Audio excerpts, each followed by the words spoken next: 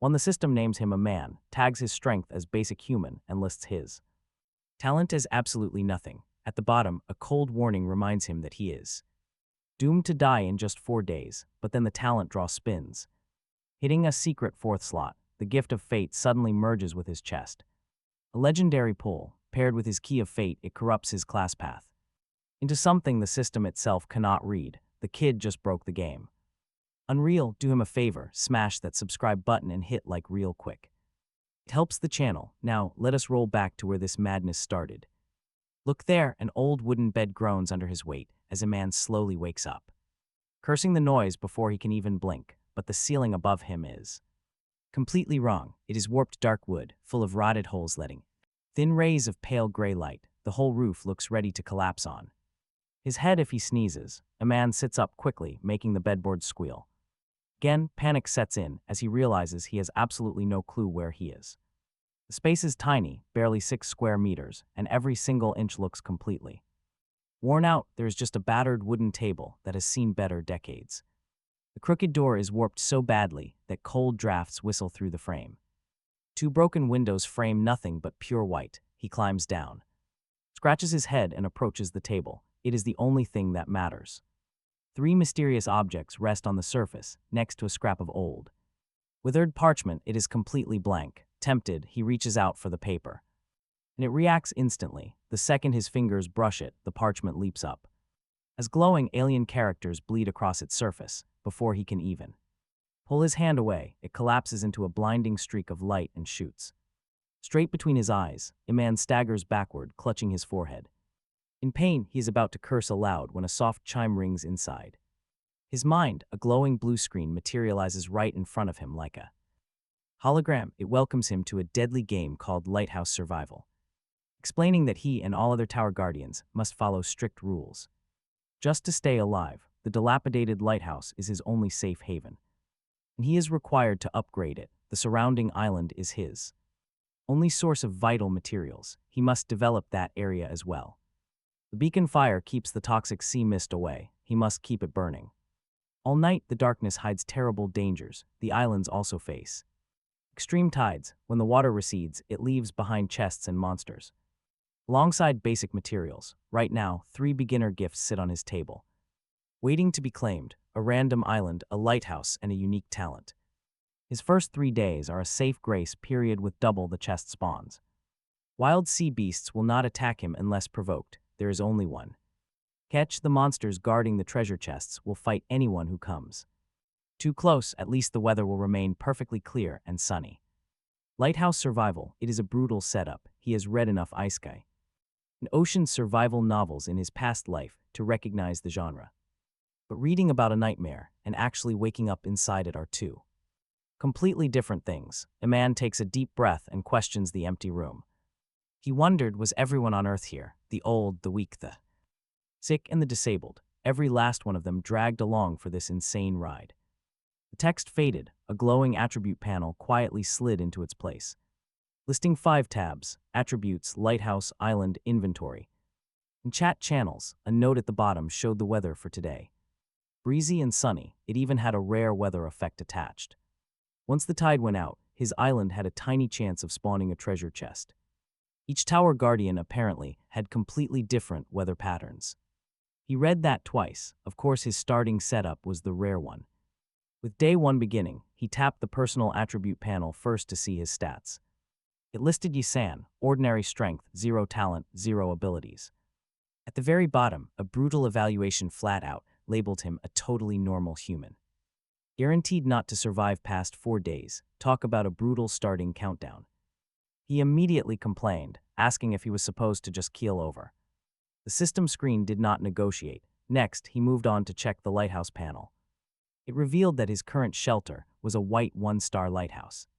Main effect: white candle light. No special effects, energy at full capacity. The system evaluation brutally called it a blank slate. It was practically useless out here. It only dispelled thin sea mist, but the light was still burning. He tapped on white candle light to dig deeper, and the system updated.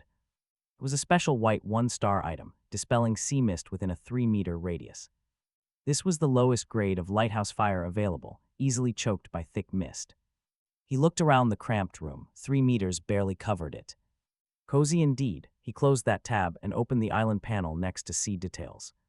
The system announced he was the proud owner of an ordinary white one-star island. No special effects, 1,000 square meters. The evaluation was incredibly harsh. The screen pointed out he did not even have a single coconut tree to his name. The system seemed insulted. He even dared to call this place an island. He closed it without comment, clicking straight into the chat channels. 2 options appeared: the world chat and the regional chat. The world channel was locked, which was completely standard for any survival game start. What he did not expect, however, was the staggering active player count. Not 8 or 9 billion, but tens of billions of people. He rubbed his brow, muttering that there was no way only Earth had been taken. Whoever designed this game had cast a net far beyond his own planet. At least the regional chat was open. He tapped it immediately. Immediately, the holographic screen completely flooded, with comments rolling sideways across the entire projection. It looked like a feral live stream. The regional counter held steady. At 8,888,000,000 people, he calculated it in his head. 100,000 per region times all the regions in the world. That meant hundreds of millions of players. Seriously, how incredibly massive is this survival game? The numbers were impossible to count, and the chat was moving too fast. The chat feed was pure chaos, filled with random panic, constant banter, and desperate questions. Everyone was asking if this was real. He closed the channel. He turned his focus back to the 3 items on the table. Sealand was an unrated special item that would instantly generate 3 random islands. The system let him pick one. 90% of the time you got common, 9% special. Zero ceremony, he used it. A massive spinner popped right up. 3 patterns blurred into motion, spinning rapidly before the wheels finally locked. 3 island portraits slid onto his screen. First was Coconut Crab Island. A white one-star zone spanning 2,000 square meters, small coconut resource effect. It offered coconut trees and wild crabs. The system called it perfectly functional. A standard starter land to keep him from starving or dying of thirst early on. Honestly, not bad. Coconuts provided food and clean water in one neat package. Plus, the crabs meant easy protein. He had no clue what a small amount meant. But he would have happily taken this island as a solid backup plan. Second option, lifeless barren island, white 1-star, 3,000 square meters. Absolutely zero effects. The screen flatly described it as a hellish opener.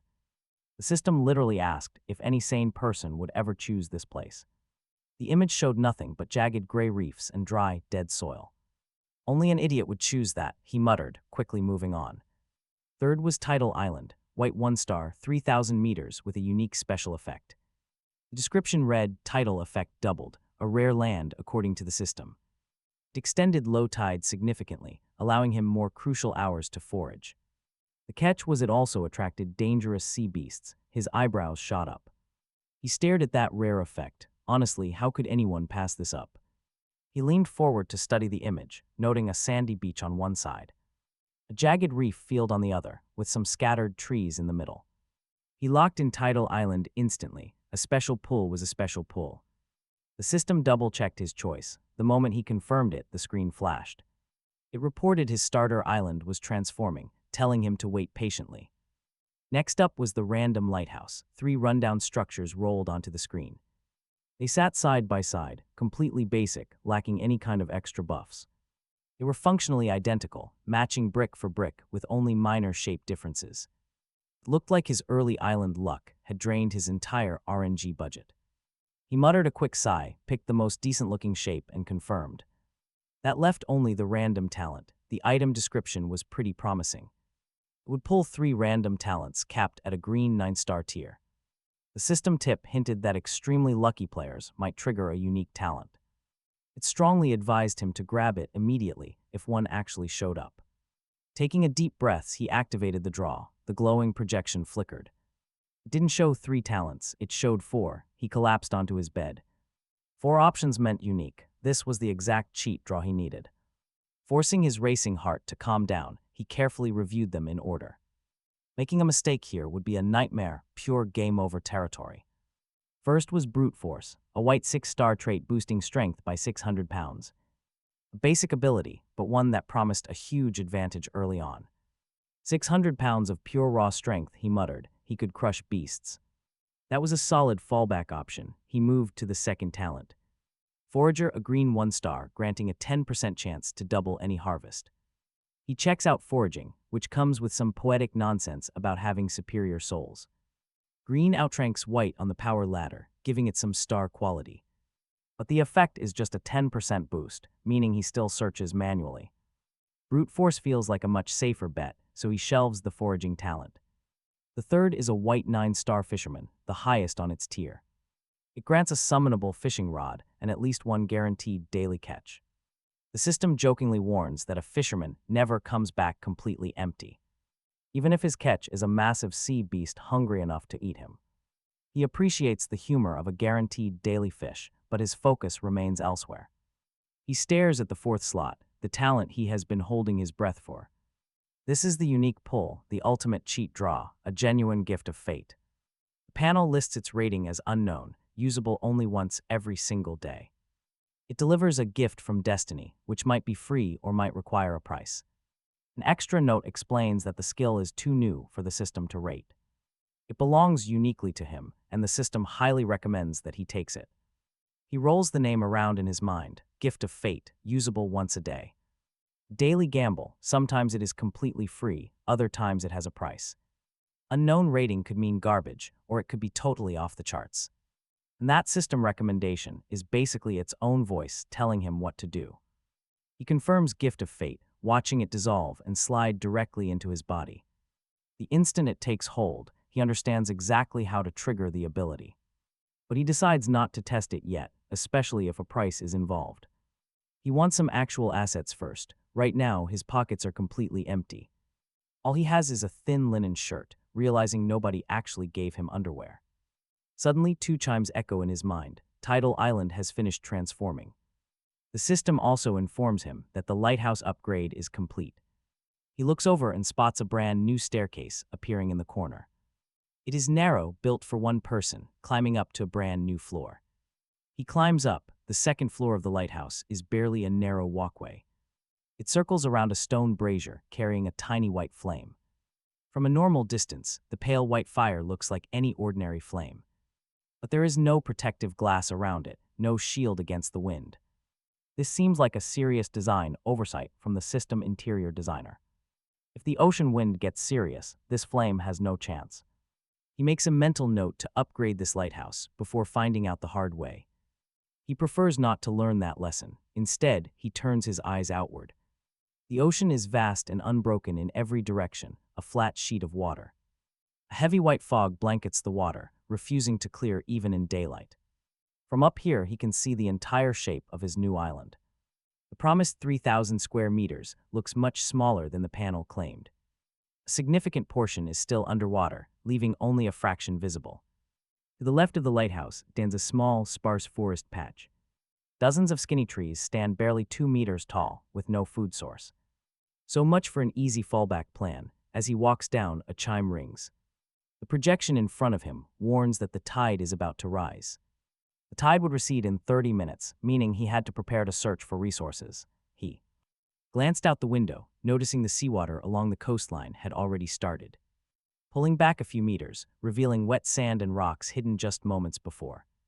Taking his time, he walked over to the bed and opened the holographic interface. The personal attribute panel, lighthouse panel, island panel, and inventory options were all there. The lighthouse and island panels had updated. Reflecting his new territory, only the inventory remained unopened, but when he tapped it, 10 grid squares unfolded across the screen, with a tiny wrapped gift box sitting. Alone in the first slot, the novice gift pack was a special, unrated item. Opening it would grant a random weapon, 2 pieces of bread, and some water. Pretty generous for a starter system, he thought, and immediately opened the package. A massive iron hammer materialized in his inventory, alongside the promised food and water. Promised, but the second he grabbed that hammer, his arm dropped 6 inches instantly.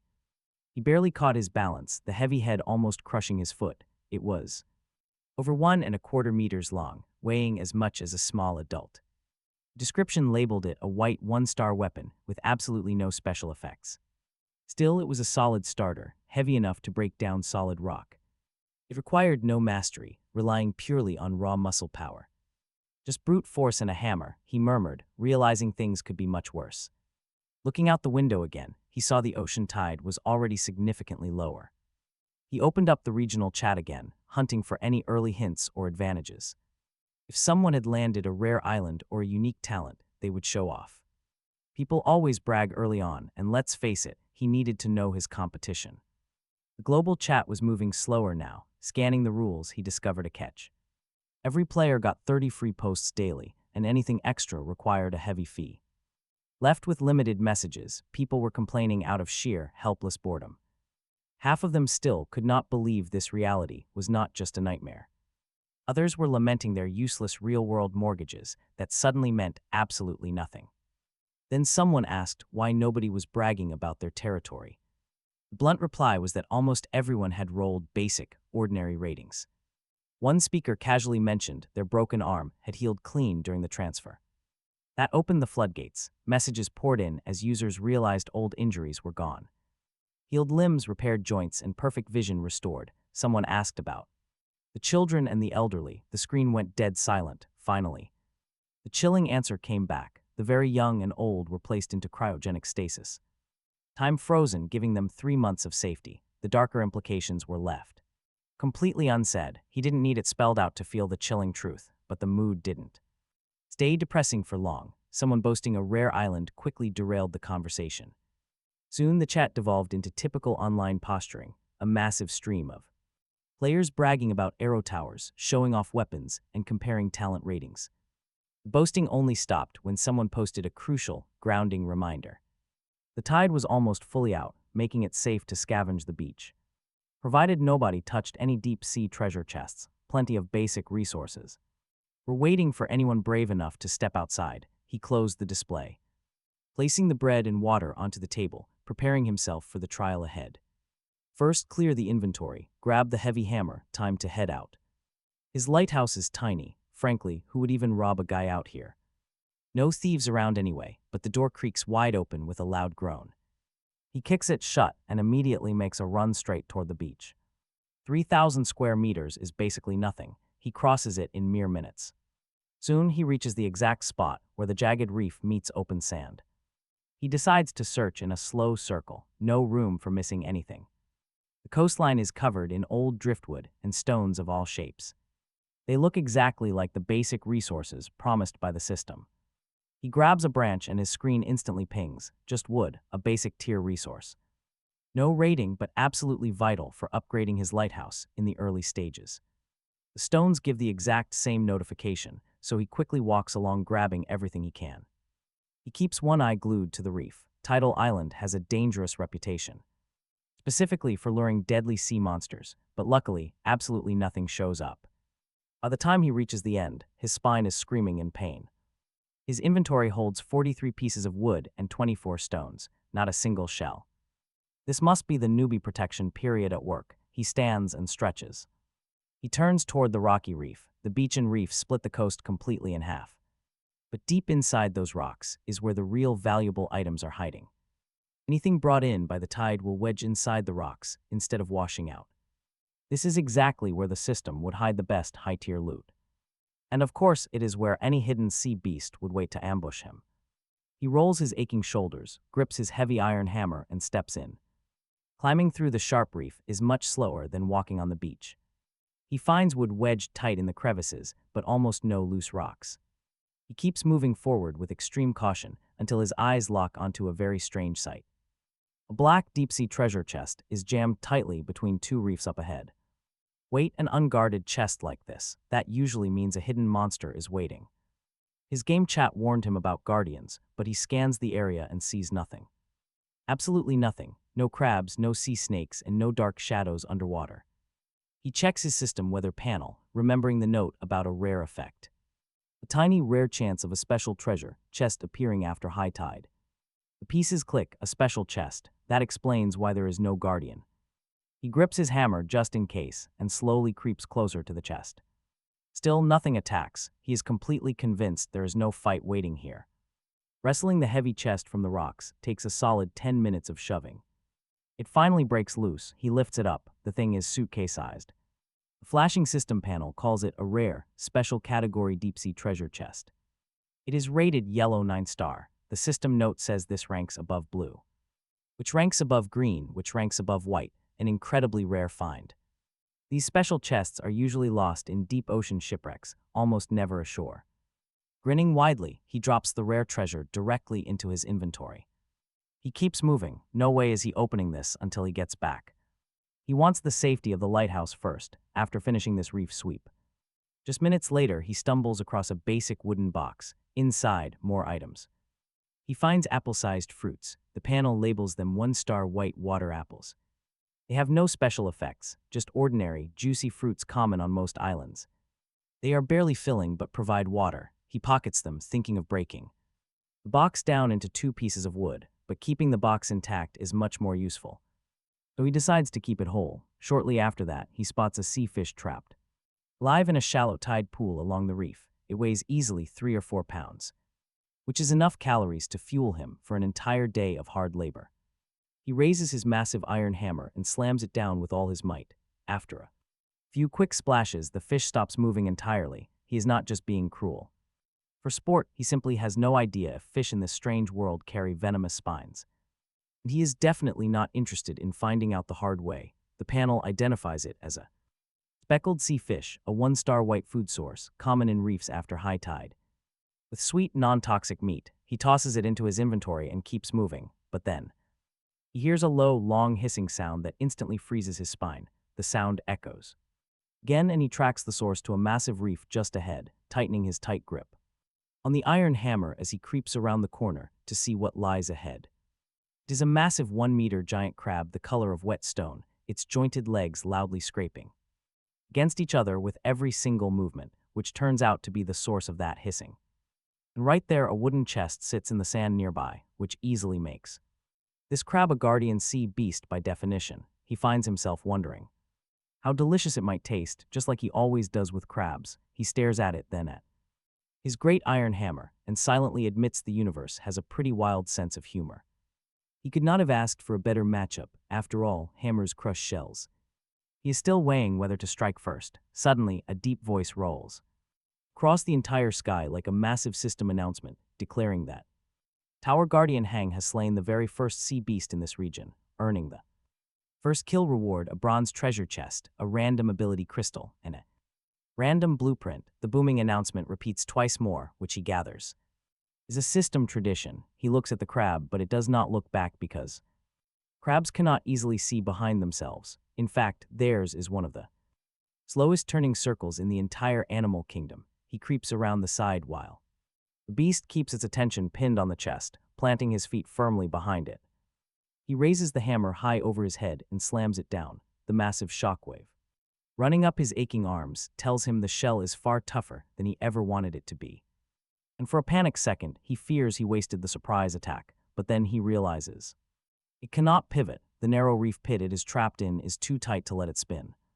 He steadies himself, lifts the heavy hammer, and strikes again. He keeps counting silently in his head, repeating numbers to maintain a steady rhythm. After more than 10 crushing blows, the giant crab goes still, a hammer-shaped hole punched through its back shell. He drops to his knees, hands trembling and breath ragged, staring at the dead beast. Suddenly, the sky speaks again. The system announces that Tower Guardian Man has secured the second kill in the region, which rewards him with a black iron treasure chest, a random ability crystal, and another random blueprint. That chest is a clear step down from first, but the other rewards match, and he is happy to take a solid second-place payout without complaining. The system asks if he wanted his reward immediately. Instead, he told the system he would claim it back at the lighthouse. The system accepted. He washed the seawater off his heavy iron hammer and packed it away. He took stock of the massive crab, patting its thick outer shell purely out of habit. It was that satisfying feeling you get right after taking down something way larger than yourself. With a swift motion, he folded the carcass into his inventory. No dismantling prompt appeared. Unlike with the wooden box, there was no breakdown option. He checked the status data panel. It was a shallow sea crab, ordinary strength, 0 talents, and absolutely no skills. The description bluntly noted that this was merely the carcass of an immature crab. He had only killed it so easily because the narrow reef had kept it from turning around.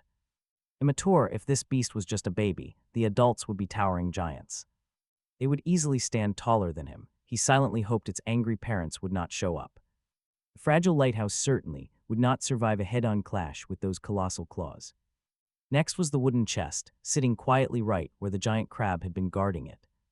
The interface labeled it a wooden treasure chest, classifying it as a very ordinary container. It was rated white 3-star, carrying absolutely no special attributes or effects. The evaluation called it the lowest possible grade, adding that he was actually quite lucky. He laughed at that. He quickly packed the chest away and kept searching the reef. On his walk back, he scavenged 2 more wooden boxes containing 4 more water apples. This brought his apple count to 6, alongside a small pile of wood and 0 stones. Suddenly, the roar of waves echoed. The tide was visibly creeping back up the slope. He quickly opened his panel to check the clock. It was already 12:30. He had clocked out at 6 in the morning, before leaving his safe zone. 6 hours had passed, not 3. The massive time jump made perfect sense. Tidal Island doubled the low tide window. He turned back toward the lighthouse. As he walked, he reviewed his expanding inventory. He had the heavy iron hammer, 75 pieces of wood, 24 stones, the deep-sea chest, and 6 water apples. There was also a wooden box, a speckled fish, another chest, and the crab. 9 slots were full. Now that is what I call a highly successful morning haul. He wondered what the others had found. Back inside the lighthouse, he got to work. He laid the 2 chests on the floor and arranged his fresh apples on the table. Then he tapped the system screen to claim his second-place reward. The package arrived. A black iron chest, an ability crystal, and a blueprint appeared. There was still no announcement for third place. Nobody else had claimed it yet. The returning tide probably cut off the other survivors before they could finish their hunts. He would worry about them later. For now, he pulled out his rewards. The black iron chest was rated green 3-star, classified as a common chest. It carried a 10% chance of dropping a rare item, quite a prize. The evaluation labeled it the reward for a brave step. He was stunned.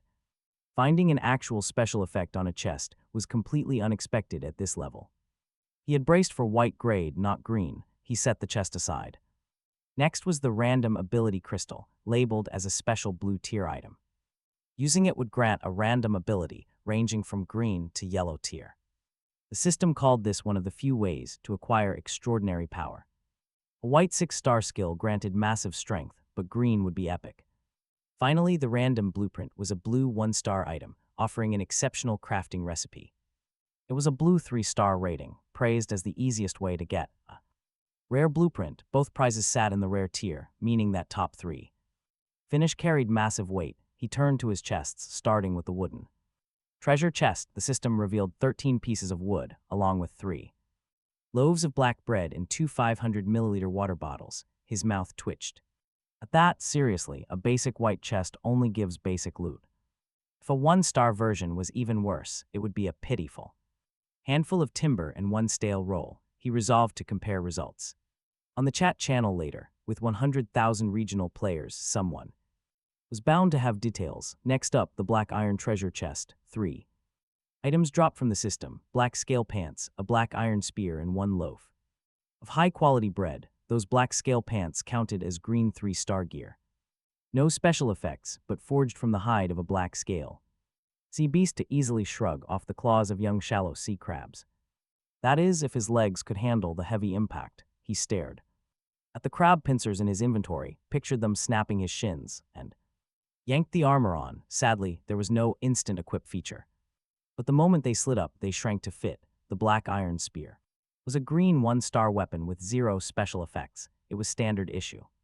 For the guards of Black Rock Town, decent sharpness, solid durability, and perfect for slaying common ocean monsters. He pulled it into his grip and instantly regretted it. This 2-meter shaft of solid iron weighed over 30 pounds, far heavier than his hammer. He could swing that hammer one-handed, but this heavy spear required both hands. He stored it away, planning to practice later. The gourmet bread looked highly appetizing. He would judge its taste during dinner. Finally, the legendary deep sea treasure chest remained. Let's be real, this yellow 9-star was his absolute best. This was the single best container he owned, even the top 3 server rewards did not match this level. He rubbed his hands together, offering a bargain to the empty room. offering 1 year of life from every rival. Guardian for an epic haul, then popped the lid, 4 glowing items. Fell out, though only the first item caught his immediate attention. Deep-sea mermaid pearl, a waterlogged box, sullen soil and rotten wood. He inspected the pearl first, a special purple 1-star artifact, a tier above. Standard yellow ranks, it granted underwater breathing and water elemental buffs. This raised his stats by 10, though it also attracted dangerous merfolk. The description warned that these pearls only appeared through a mermaid's death or rare voluntary surrender, since they almost never gave them up freely. Holding one marked him as a mortal enemy to their entire race. The system hint noted that binding the artifact required a drop of blood, getting a purple 1-star treasure from a yellow 9-star. Chest was amazing. The water attribute hinted at powers he could not yet comprehend. Besides, breathing underwater made any future threat completely worth the trouble, especially since he lived on an isolated island, surrounded by open water. If he actually survived long enough to meet a Murok, he decides to worry about that later, picking up the black iron spear he draws. The tip across his forearm, letting the blood pool. He presses the pearl to the cut and watched as the blood instantly vanishes. Soon, the pearl settles into a quiet hum. At the back of his mind, tied to him, a second thought tells him he can absorb it directly into his body, so he tries it. The pearl dissolves. Without any grand fanfare, he stands there for a brief moment. Expecting fireworks, nothing happens. He shrugs, grabbing the waterlogged box next. It is miscellaneous, a white 1-star item, yielding absolutely no special effects. Apparently, it was submerged deep underwater for ages. Nobody knows what is inside. He pulls it out, and it hits the floor with a heavy, dull thud. That confirms whatever is inside must be metal. A rusted lock grips the front, and the chest itself is practically falling apart. Grabbing his iron hammer, he gives the lock a light tap. Rust does the rest. The wooden lid groans open. Oh, get ready, he lets out a string of stunned curses that the system definitely is not paid to record. This box is overflowing with gold. Every single coin glitters so brightly it actually hurts his eyes. He picks one up, finding a tiny lighthouse stamped on the front and some ancient, unreadable script on the back. The system panel identifies it as currency, a blue 1-star hard cash of the Lighthouse world, highly valuable for trading with maritime merchants. A single coin is worth blue 1-star value. Letting out a low whistle, he scoops them up. Using huge handfuls, the sweet metallic clinking makes him smile. By the time the box is empty, he counts 13,285 gold coins. He dumps them straight back into the chest, the only sensible storage for that massive weight, and drags the box over to the corner near his bed. Coins this size and in this volume must weigh several hundred pounds easy, something he does not want rattling around in a precious inventory slot. Unlike standard wooden chests, this soaked container does not vanish after being emptied. The system panel says it can be disassembled or kept. He decides to keep it. Even the minor trash inside a yellow 9-star chest has some value, he reasons. Turning his attention to the last 2 items, the sullen soil is a green 3-star material, packed with nutrients and commonly found deep beneath the sea.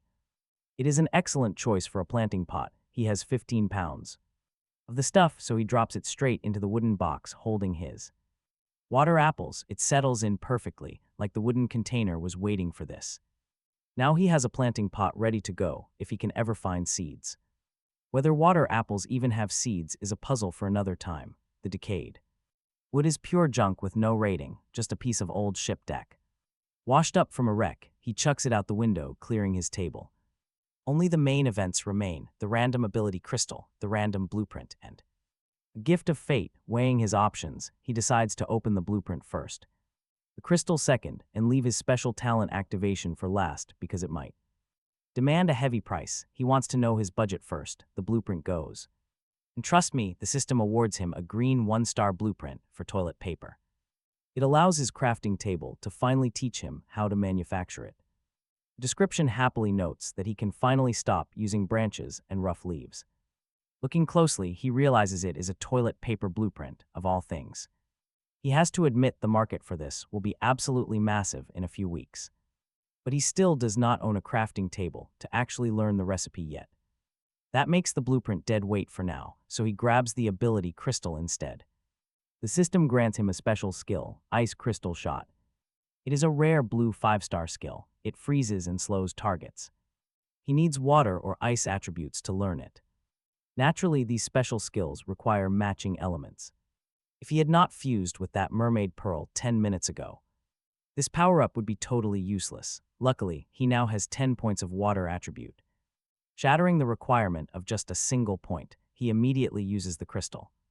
It crumbles into glowing dust, and a brilliant light shoots straight into his forehead. Suddenly, the entire ice crystal shot technique floods his mind all at once. It is a brutally painful mental download, and he absolutely hates the feeling. His head throbs as the energy settles, leaving only the gift of fate on the table. He quickly activates it. A new system screen pops up before him. The gift of fate has chosen a rare red devil shrimp set meal.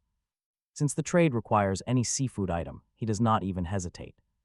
He grabs a speckled sea fish from his inventory and confirms the trade. His raw fish vanishes, replaced by a steaming, delicious plate of hot food. A massive red devil shrimp, easily 10 pounds, smelling like a luxury island restaurant. In his old life, people would have easily lined up for hours just to taste this. The system labels it a blue 1-star delicacy that grants a fire attribute. Eating it grants a permanent stat, 1 point in fire attributes. This massive shrimp is native to the volcanic waters of the Red Devil Sea. They are naturally packed with incredibly strong fire elements. Getting a stat point just from eating, this is a massive win. Traded for a random fish caught an hour ago, this is a permanent upgrade. He almost laughs out loud. Talk about getting an absolutely insane deal here. He resists the strong urge to brag. Honestly, that is probably a smart move. And decides to keep his deep-sea treasure chest and pearl completely secret for now. No good ever comes from showing off to 100,000 desperate strangers. So on day one, he quietly sits down to eat and opens the chat. Since the global chat allows photos, he decides to share a picture of his meal. Connecting with others helps keep the crushing loneliness of this ocean world at bay. The comments roll past as usual, but the regional player count has dropped. This count is down to 99,673, over 300 dead already. 300 dead before lunch, he mutters, scanning the anxious messages. Other players are panicking too, with one barely escaping a giant crab on the beach. Another person desperately asks how they are supposed to upgrade their lighthouse. Several others quickly chime in, but nobody seems to have the answer. The general consensus is that lighthouse upgrades are simply locked for now. Someone notes that the top-ranked killer has a woman's name, but the group collectively decides that gender is the least of their worries. Then another user bitterly reports that their hard-earned kill was stolen. Swept back into the sea by the incoming tide, their low tide window. In that region was only 3 hours, and the reef was extremely brutal, someone with a clean beach boasted that their walk had been easy, but their haul was just 3 pieces of driftwood and 2 wooden treasure chests. Wooden treasure chests turned out to be the absolute baseline, though some players managed to pull heavy wooden chests at white 5-star with prefixes attached, suggesting the wooden chest line had tier upgrades. Then someone in the channel posted a photo of mantis shrimp the size of a man's forearm, and the channel turned briefly into a seafood market until a baby's hunger plea made the regulars turn unkind. He scrolled past, noticing that replying to a comment pinned it to the top, and decided that was handy so useful tips in the noise wouldn't get lost. Most people, by the look of it, had only pulled wooden treasure chests. The chest line above wood wasn't quite black iron yet, but heavy wooden and exquisite wooden capped at white 6-star and white 9-star. Respectively, covering the whole white 1 through 9-star bracket before the black iron line picked up. That answered a question he had been holding. He finished eating the red devil shrimp without even noticing he'd cleared the plate, leaving nothing but the hard shells, when a chime told him his fire-based extraordinary attribute was up by 1 point. He opened his personal attribute panel in the system listed him now, strength beyond mortal, talent gift of fate with ice crystal shot and underwater breathing. His extraordinary attribute stood at water system +10 and fire system +1, evaluating that he was a novice overmortal whose first extraordinary attribute had just hit 10 points. He stroked his chin. Pretty insane, right? This massive jump to overmortal had happened on attributes alone. His body itself hadn't changed. He had just gained the ability to throw ice crystals and to breathe underwater. 10 points of water attribute, 1 point of fire, and 1 ice Crystal shot, he could stack points for a bigger attack at a higher cost, giving him 10 shots a day with reasonable recovery. Plenty for now, he closed the panel and took stock of his supplies. 3 whole loaves of black bread, 1 half-eaten loaf, 1 open bottle of water, and 2 unopened 500-milliliter bottles of purified water, 1 piece of exquisite bread, and a toilet paper blueprint. Most of it was food, mostly the kind that lasted. That black bread would stay solid for 3 or 4 days, but the exquisite bread didn't look like it would hold that long, so he marked it for tomorrow's breakfast. The rest of his haul he sorted in his head. The mermaid pearl was already inside him, nothing to do with. The black scale pants were already on, although without underwear beneath them. His bare backside caught a sudden cold breeze, real cozy. The black iron spear could fully replace his heavy iron hammer, being longer, heavier, and capable of stabbing where the hammer could only swing. The hammer had crushed a crab's shell on the sheer strength of its weight, but this spear could do that and more if used properly. The lighthouse gold coins were sitting in their box, collecting dust, completely useless until he met a maritime merchant. The sullen soil sat ready in its wooden box, a planting pot without a seed. 6 water apples sat on the table, their shelf life currently unknown. The shallow sea crab was still in his. He realized the storage inventory he discovered when pulling out the fish did not preserve food indefinitely, it only slowed down spoilage. A dead crab would go bad by tonight. That settled dinner, a massive crab feast. He tidied up his backpack, organizing his room items onto the shelves. Soon 6 of his 10 slots sat empty, leaving only some wood, stone, the crab as his current stock. Clapping his hands, he decided to take his new skill out for a spin. The heavy door groaned open just like it had shut. Outside, the midday sun began thinning the heavy sea mist, and he slowly walked those few dozen meters from the lighthouse to the woods. Tidal Island did not have much besides these dozen skinny trees. There was literally nothing else to use as a target, not even rocks. Blasting the lighthouse itself was out of the question. Trees it was, he silently promised them he would not chop them down unless necessary. Naturally, they did not reply. He raised his hand, ready to invoke his new magic. Ice crystal shot, the technique engraved in his mind, materialized a sharp shard right above his hand, ready to launch at his target. To pierce, slow, and freeze on impact, he followed the mental steps. A chilly energy flowed down his chest, rushing straight into his outstretched arm. Then a slender ice crystal materialized about 10 centimeters right above his palm, spinning slowly under his absolute control, his very first supernatural power. He stared at the floating shard, taking a long moment just to admire the magic before counting down. He had limited points and many questions. He waited. 2 full minutes passed before the hovering crystal finally began to melt away. This meant a single point of water-based energy bought him a 2-minute hover. Next up, testing range, he conjured another shard, firing it toward the open ocean. It flew incredibly fast, but after about 100 meters, the spell began to crumble. He felt his link weaken at 10 meters and completely snap past 100. The projectile needed a constant stream of energy, and past that 100-meter threshold, his power simply could not reach. He noted that limit for future battles. Next was speed. He calculated roughly 200 meters per second, lightning fast. No ordinary human could ever hope to react to that. Now, what about the damage? He eyed the nearest tree, his silent target. Taking aim, he fired. The crystal zipped forward, grazing the rough bark, and slammed deep into the dirt right at the base of the tree. On impact, it detonated. A freezing cloud of white mist exploded outward, and the surrounding dirt instantly froze solid. He sucked in a quick, sharp breath. Way more powerful than he expected. If it could freeze dirt like this, a tough sea crab would certainly be absolutely crushed by a direct hit. He pulled the dead crab corpse from his inventory, placing it on the floor, using his spear to pry the legs off, leaving the main shell intact.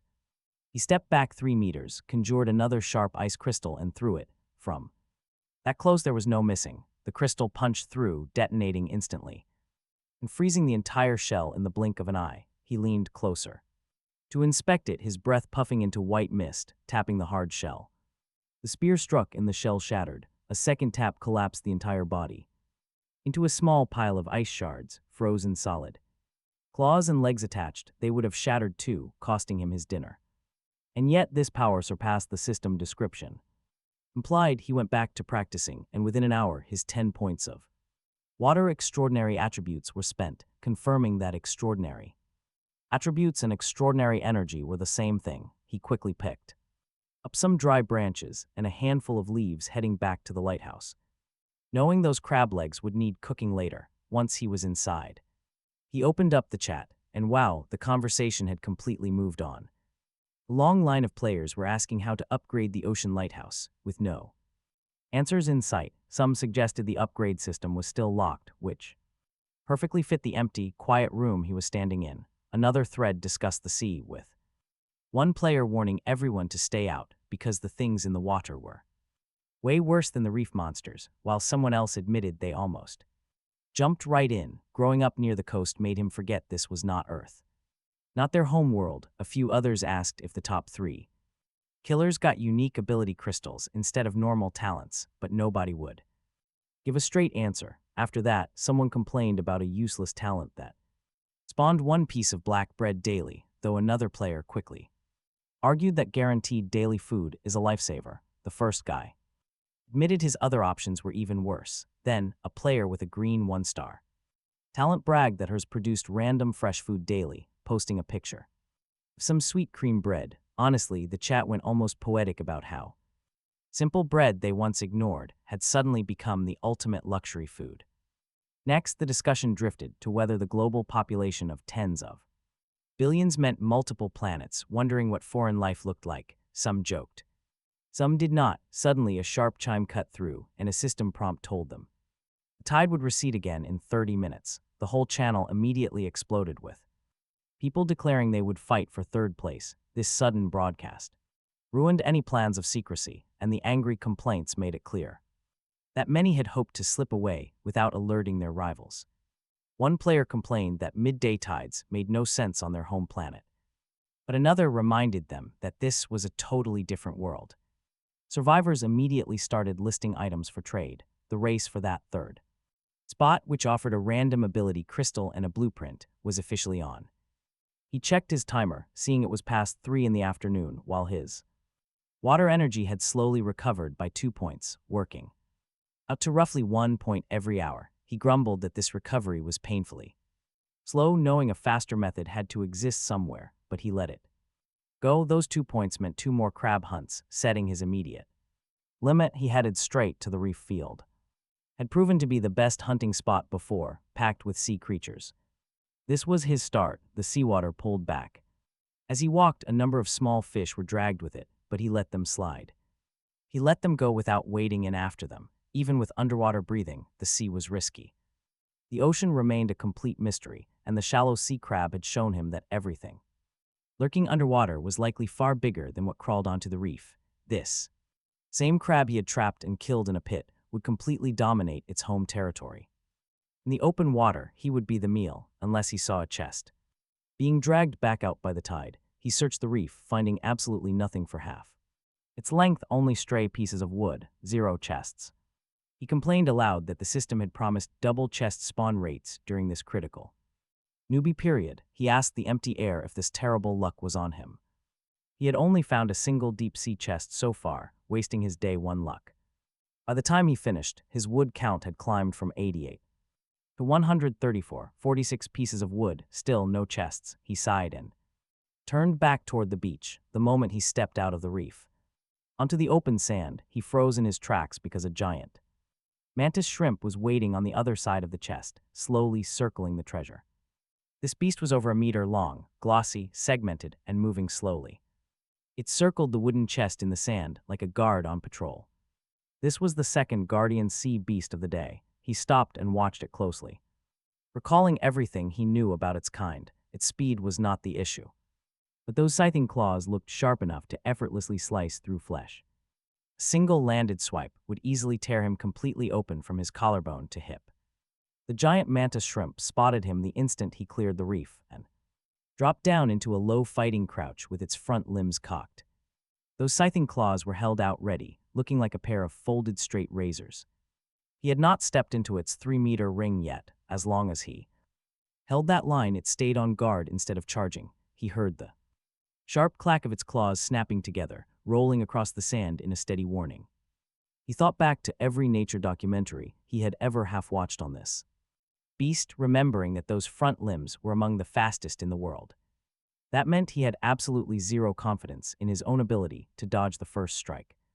And even less about a second strike, he would be dead. But the giant mantis shrimp was guarding a treasure chest, and that chest was the sole reason he had ventured out here, so giving up was simply not an option. He decided to search the rest of the beach first and circle back. If he found nothing useful, he would use an ice crystal shot. But freezing the shrimp would make the meat completely inedible, and a beast this size was too valuable a meal to waste, so he gave the beast a very wide berth. He kept walking on the beach, which was easily the simplest terrain on the entire coast. According to the system catalog, the coast had reefs, gravel, and mud flats. Beaches only had boring stones and wood. The reefs carried the actual treasure. That was his pet theory anyway, since theories were his only source of intel. Searching the rest of the beach gave him a few more pieces of wood, a small pile of stones, and absolutely no signs of any hidden chests. By the time he finally worked his way back, that giant mantis shrimp was still tracing its slow loop around the chest. The moment he came back into view, the beast clacks at him again. He waits it out, holding a black iron spear that measures just over 2 meters long. Meanwhile, the giant mantis shrimp spans 1.5 meters from tail to claw tip. Simple math says he can easily keep the spearhead well beyond its striking range, but there is a massive catch. The only real data he has on this creature's speed is its slow crawling around the chest. There is a high chance it can cross 3 meters in a literal blink of an eye. Only one way to find out.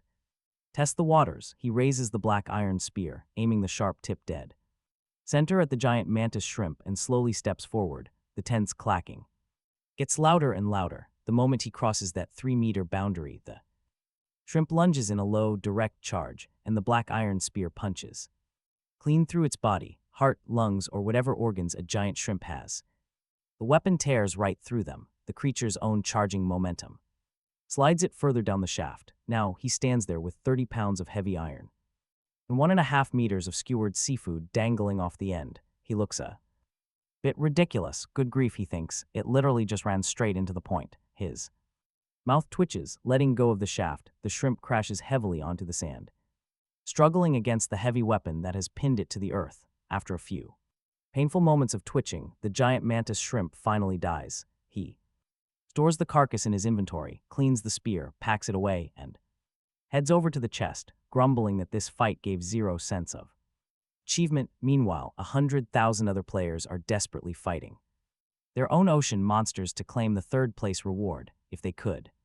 Hear him complaining right now. They would absolutely curse him out of existence. Not every player is lucky enough to even encounter a sea monster today, and the third-place announcement is not official yet, meaning the race remains wide open. This chest has a unique prefix on its name, labeled by the system as a sea salt wooden treasure chest. It is a 5-star white tier item, promising a guaranteed drop of sea salt, described simply as a chest holding sea salt. So, a simple prefix pushes a basic wooden chest past the usual white 3-star limit. This explains why chat was buzzing about heavy and exquisite wooden chests earlier. They must be higher tiers of the exact same category. Prefix confirmed. He stores the chest away and scans the empty beach, wondering out loud what he should do with the rest of this low-tide phase. He has no clue how to upgrade his lighthouse or the territory, and the shoreline is completely dry. For a moment, he stares out at the deep ocean beyond the reef and toys with the dangerous idea of wading in. The ocean must hold way more treasures than these dry stones on the sand, but this is only day one, and the global casualty rate has already climbed into the hundreds. Before dinner, he quickly shakes the risky impulse off. Not yet, not until he knows exactly what lurks in those depths. He checks the time on his walk back. It is 5 in the afternoon, the sunlight slanting low. It seems incredibly strange that the third-place announcement has not gone out. The system suddenly answers before he can finish that thought, congratulating Tower Guardian Jin Jialam for becoming the 3rd player to slay a sea beast and claim a wooden treasure chest along with a random ability crystal. He gets a random blueprint. Naturally, the system announcement echoes twice more. He can easily picture the regional channel completely exploding with pure rage. Other players were probably just one swing away before losing their kills. Many got fresh wounds for nothing. he mutters about the sudden arrival.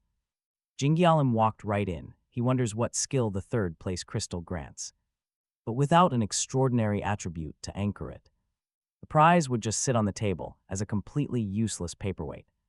Luckily, his mermaid pearl gave him a water-based extraordinary attribute instead. This power feeds his ice crystal shot. Other players are not so lucky. A few players got extraordinary attributes from their starter talents. White 4-star talents grant 4 points, but a stat alone is useless. A stat without a matching ability is just hardware without software. Those players have already complained themselves hoarse in the chat today. By the time he pushes the lighthouse door open, the channel is wailing. Everyone is crying over lost loot, and the population count keeps dropping. Another 100 lives are gone since his last check. Silence fills the room. There is still a sea salt wooden treasure chest waiting to be opened. Honestly, in a desolate place like this, unboxing loot is his only fun. The sea salt wooden treasure chest cracks open with a soft, splintering sound. The system reveals 500 grams of sea salt and 1 dim energy stone. Only 2 items. He grumbles that the shrimp dying on his spear ruined his drops. He knows that is absolute nonsense, but the disappointment is still very real. The system calls it plain sea salt, with no special rating worth noting. Still, salt is a baseline survival necessity, and his pantry is slowly filling up. Between the salt and the water apples, things are looking up, but the stone is key. This energy stone is listed as a white 9-star item that replenishes energy. The description notes this low-grade stone has already lost half its charge. It serves as a fuel source used to top off the lighthouse reserves. It also recovers his precious extraordinary attribute energy. The final line states flatly that energy is the hardest currency in Sealand. He sits with that heavy thought for a moment before retrieving the stone. Turning the item over in his hand, he notices the cracked surface. It looks exactly like an overworked battery right before it finally ruptures. This power source is on its last legs and will shatter once depleted. Unfortunately, he still has absolutely no idea how to actually absorb its charge. Naturally, the system did not bother to include an instruction manual. He grumbles about how lazy the Lighthouse Survival system really is. He tosses the stone back into storage and gathers some dry forest leaves. After collecting some dry branches, he builds a small ring of stones outside. He carries a dry branch upstairs, dipping it in the white candlelight. The branch catches fire quickly, and he brings the flame back downstairs. The kindling ignites easily. Once the pit is crackling, he prepares the food. He carefully arranges the 8 crab legs and 2 massive claws. Finishing 8 pieces and 2 claws alone is going to be tough. Without a refrigerator, his inventory space can only slow down the spoiling. Instead of stopping, he roasted all the meat and decided to put the surplus on the chat channel to trade, opening the panel while the giant legs were cooking. Snapped a photo of the feast and offered those giant claws at 10 pieces of wood or stone for a leg and 20 for a claw. First come, first served. The entire chat channel exploded with wild demands for hot food.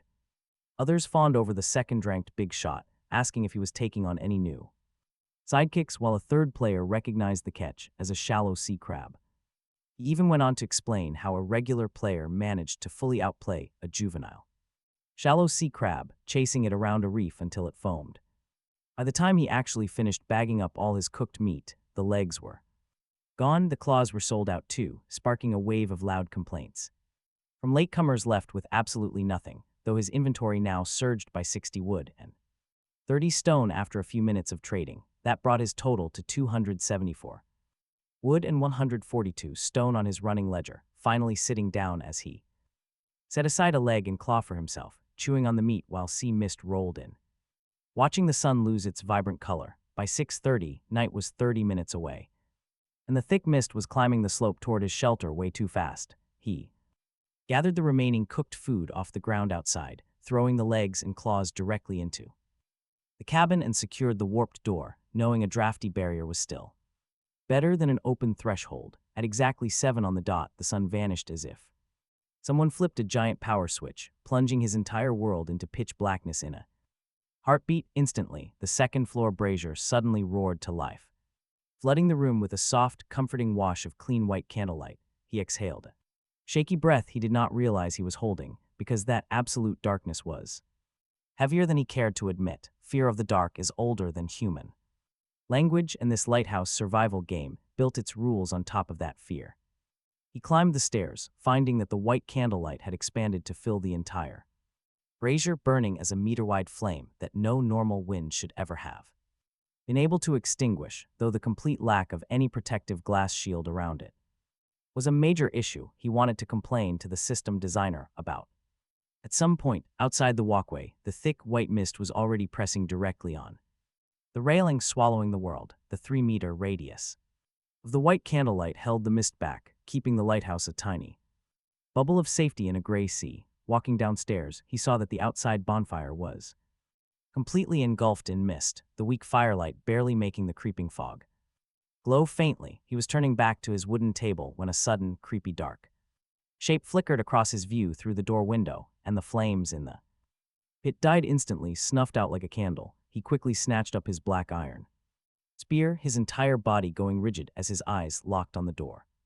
The fire had been 2 meters past the threshold, and now the heavy, freezing mist was pressing within a single meter of the doorway. Whatever snuffed out the flames had to be close enough to pass through both undetected, standing frozen in the clear zone.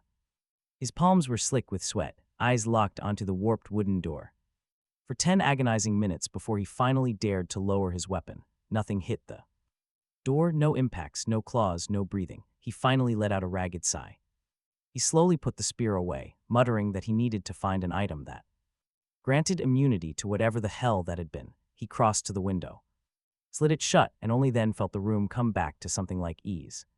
Before he opened the chat channel, the whole region was screaming players, posting frantic pictures of monsters at their doors, confirming that the dangerous mist was, surprise of surprises, pretty dangerous. A handful of players had not made it back to their lighthouses in time, fishing or scavenging on muddy beach terrains that had slowed them down, and the channel was passing round the names of the ones whose handles had turned dim. One reader kept asking why nobody had run back when they saw the mist gather, and the answer was always the same, that a mud-flat coastline had killed their footspeed, and they had been caught in the open with nothing more to say about it. Then someone called the things at the door demons rather than beasts, and posted a picture of the Channel 8 hole, an image taken from the second floor of a lighthouse looking down on a 4-limbed merman, a little over a meter tall, briskly and ugly, hammering at the panels with a long-fingered fist. The next photo, posted by a player who had already won the encounter, showed the same merman dead with a wooden treasure chest sitting beside it, and the poster explained the trick that the holes in the dilapidated wooden doors were big enough to thread a weapon through, and a clean stab to the head finished a merman. In one go, the thread broke into a giddy weapon parade, a row of players sharpening their gear to receive their own door visitor. He closed the chat with a small smile. He had a 2-meter black iron spear and a door full of holes the right size to thread a spearhead through, and he was looking forward to his own merman. But wait, his mind drifted to that shadow that had killed the bonfire, which was definitely not a merman. The size was wrong, and the shape had been bigger and faster and completely silent. There were other things in this mist than the doormat the chat channel was busy poking at. His stomach growled, reminding him he had totally forgotten dinner and the chest opening frenzy, so he picked up the legs and claws off the floor, still warm, the meat inside even warmer. Looking at the spread of 8 legs and 2 great claws, he had to admit, even on a pretty hungry day, he could not put away more than 1 claw on his own, let alone the whole haul. So he kept 1 claw and 1 leg back, photographed the rest, and put them up for sale on the channel at the same 10 and 20 rate as before. Something hit the door hard enough to almost shake the crab leg out of his hand, and the second and third impacts rolled in right behind the first, the rhythm of a fist pounding on warped wood. He dropped the leg and grabbed the black iron spear, finally about to get his turn at a merman. The channel had been clear that the doors of these starter lighthouses were tougher than they looked, that a merman could spend 10 minutes pounding the panels and only burn a single % of lighthouse energy, and since nobody yet knew how to refill that energy, every % was a fortress wall worth defending. The standing wisdom of the channel was to kill on contact as soon as a merman appeared. The trick, as a particular big shot had laid it out in detail, was to read the door holes for. He targets the merman's dark silhouette. He aims to drive a blade straight through its eye. The true powerhouse here is Hanjin, the absolute ruler of the regional leaderboard. She constantly posts highly detailed anatomical diagrams of the mermen she has slaughtered. After every single hunt, she drags their corpses back to dissect them for everyone. These autopsy photos are terrifying. The entire chat is breaking out in cold sweats. Especially the male players, they hate seeing a woman take the top spot. Now they are forced to study her clinical findings in humiliation. Every diagram details the muscle groups and razor-sharp tooth structures. They tremble with fear. Meanwhile, our hero scrolls through every upload. Hanjin's annotations are flawless. Anyone with half a brain can understand them. A player can find their weak points within 2 minutes. The biology is simple. On land, those heavy tail muscles are useless. Their grip is weak. Their only real threat is a mouth full of razor teeth. Just a single bite will instantly tear a massive chunk of flesh right off you. But on land, with any basic weapon, they are basically a free win. With her notes in pocket, even a raw beginner has a massive advantage. He respects Hanjin, just like a slacker admiring the top student in class. His own school was a joke, a place where the math teacher also ran gym. That massive 6-foot-tall giant of a man would lazily mumble through math. 10 minutes of arithmetic, then he turned the class into extra play time. It is a miracle he survived that school to become an explorer. Honestly, even being able to read these files feels like a miracle. He shakes off the nostalgia and quietly steps toward the metal cabin door. He prepares to peer through the upper hole, aiming his black iron spear. But right as he leans in, something on the other side blocks it. A single blood-red eye, he almost drops his weapon in absolute shock. It is not in the lower peephole, it is right at the top. This means the creature waiting outside is at least 2 meters tall. He grips his black iron spear and readies his ice magic. Frigid energy floods down his arm, channeling a backup ice crystal shot. Unfathomable malice radiates from the eye. He mutters a quiet curse. He is completely baffled. What on earth is he looking at? Absolutely nothing in Hanjin's detailed sketches prepared him for this. The eye does not blink, it just stares directly into his soul. But wait, the horror deepens as he realizes the giant eye is getting closer. His own feet are moving toward the door without his permission.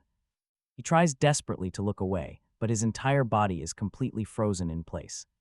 He has absolutely no idea that his own eyes are already turning a matching blood red.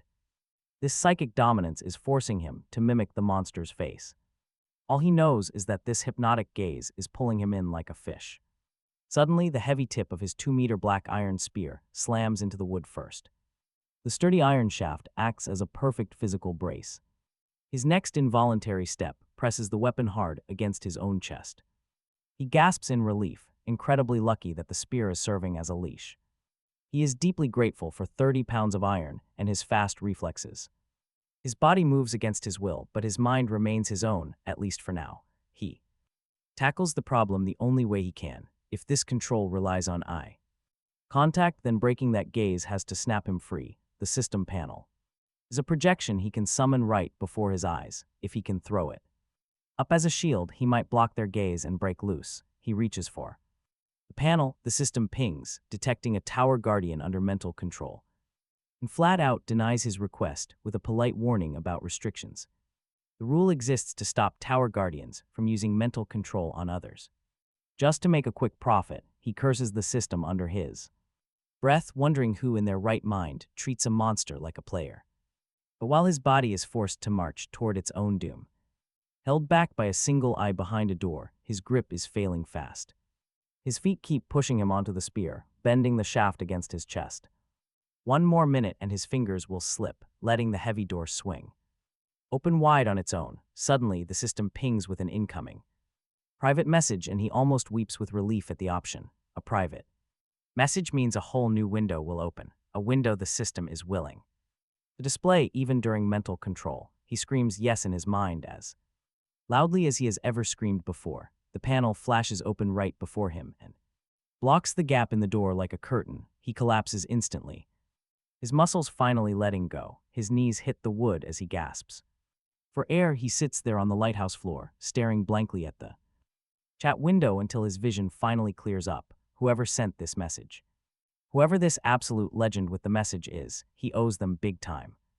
Then he reads the message, 1 plus 1 equals what? He reads it again, 1 plus 1 equals what? His literal savior is a complete stranger using private chat to ask him a kindergarten math question. He just stares at it for a second, then he starts laughing because the reason does not even matter. A screen popped up right when he desperately needed it to, and asking why is a luxury only survivors can afford. Checking his status, he forms an ice crystal in his hand and aims it right at the spot where that blood-red eye was staring. From the other side, he relies entirely on the muscle memory of those 5 terrifying minutes. He fires. The ice spell blasts straight through the upper hole in the door, detonating and freezing the entire wood panel in a flash. Muffled roar echoes from the other side, the sound of a wounded beast. That is still massive enough to be deadly, but small enough to feel real pain. He slumps back against the cold wall. When he finally dares look at the opening again, it is completely dark. No eye, no movement. He mutters that whatever item stops mental control in this game, he is going to own it before the week is out. The lighthouse energy meter took a 40% dive, 40 hours of energy gone in one single shot. He winces but realizes he would burn those 40 hours all over again to stay alive. It is a cheap price to pay. His stomach growls and he grabs the half-eaten crab leg off the floor, sitting back down to eat. The meat has absolutely no seasoning and should taste completely bland, but instead the meat was faintly sweet, tender and clean, a perfectly honest dinner. It tasted even better with adrenaline burning through calories he never expected to spend. He worked through the leg and the claw, then tore into both. By the clean plate, he had eaten enough for 3 people. He felt absolutely stuffed. A heavy drowsiness rolled right in, the kind following complete mental exhaustion. The moment he finally collapsed onto his hard wooden bed, he was half asleep before he could even finish the thought. Some time passed. Midnight, the mist began to churn. Black silhouettes flickered near the glow of his candle light. They were massive, incredibly fast creatures, throwing strange shapes against the white wall before vanishing back into the fog. Their terrifying, bone-chilling cries belonged to no language he could recognize. And the regional chat stayed awake the entire night. Terrified players posted frantic descriptions of the horrors crawling right outside their doors, outside their own bubbles of light. By morning, the verdict was clear. Real monsters owned the mist after dark, but they only stayed inside the fog. His lighthouse and its 3-meter light ring kept them at bay. And get this, Iman slept peacefully through the whole thing. Morning light hit his face, making him roll away to sleep more, but the system instantly pinged him awake. It congratulated the surviving tower guardians for clearing their first night, announcing new control panels and crafting stations were now deployed. The control panel managed the lighthouse and island, handling all upgrades and energy recharges, while the crafting station built items. 2 new fixtures had silently appeared. Against the wooden wall near the stairs, an angular console with a glass face, and a square wooden table carved with glowing sigils. Iman was already scrambling to his feet when a massive regional announcement flashed across the sky, congratulating Tower Guardian Wang Xin for being the first to upgrade her lighthouse. She claimed the bronze treasure chest, a random candle, and a random blueprint. Talk about speed. Iman stared at the wall in absolute shock, then sprinted to his control panel and opened up the lighthouse page. He slammed down on the upgrade button before it could run away. The system asked to spend 100 wood and stone, and he confirmed. The system prompt even finished. The regional announcement rolled again, congratulating Tower Guardian Iman for being second to upgrade his lighthouse, earning him a black iron chest, a random candle, and a random blueprint. A split second later, third place went to another Tower Guardian named Yuxi, who got the wooden treasure chest and matching prizes. He let out a heavy breath of relief. A single second slower and he would have been third. Second place was not his original goal, but the gap between rewards was huge. He took the win without complaining. It also helped that the first place spot belonged to that crazy woman who dissected a merman on stream. He had zero interest in drawing her attention by overtaking her on the leaderboard. No, second place was perfect.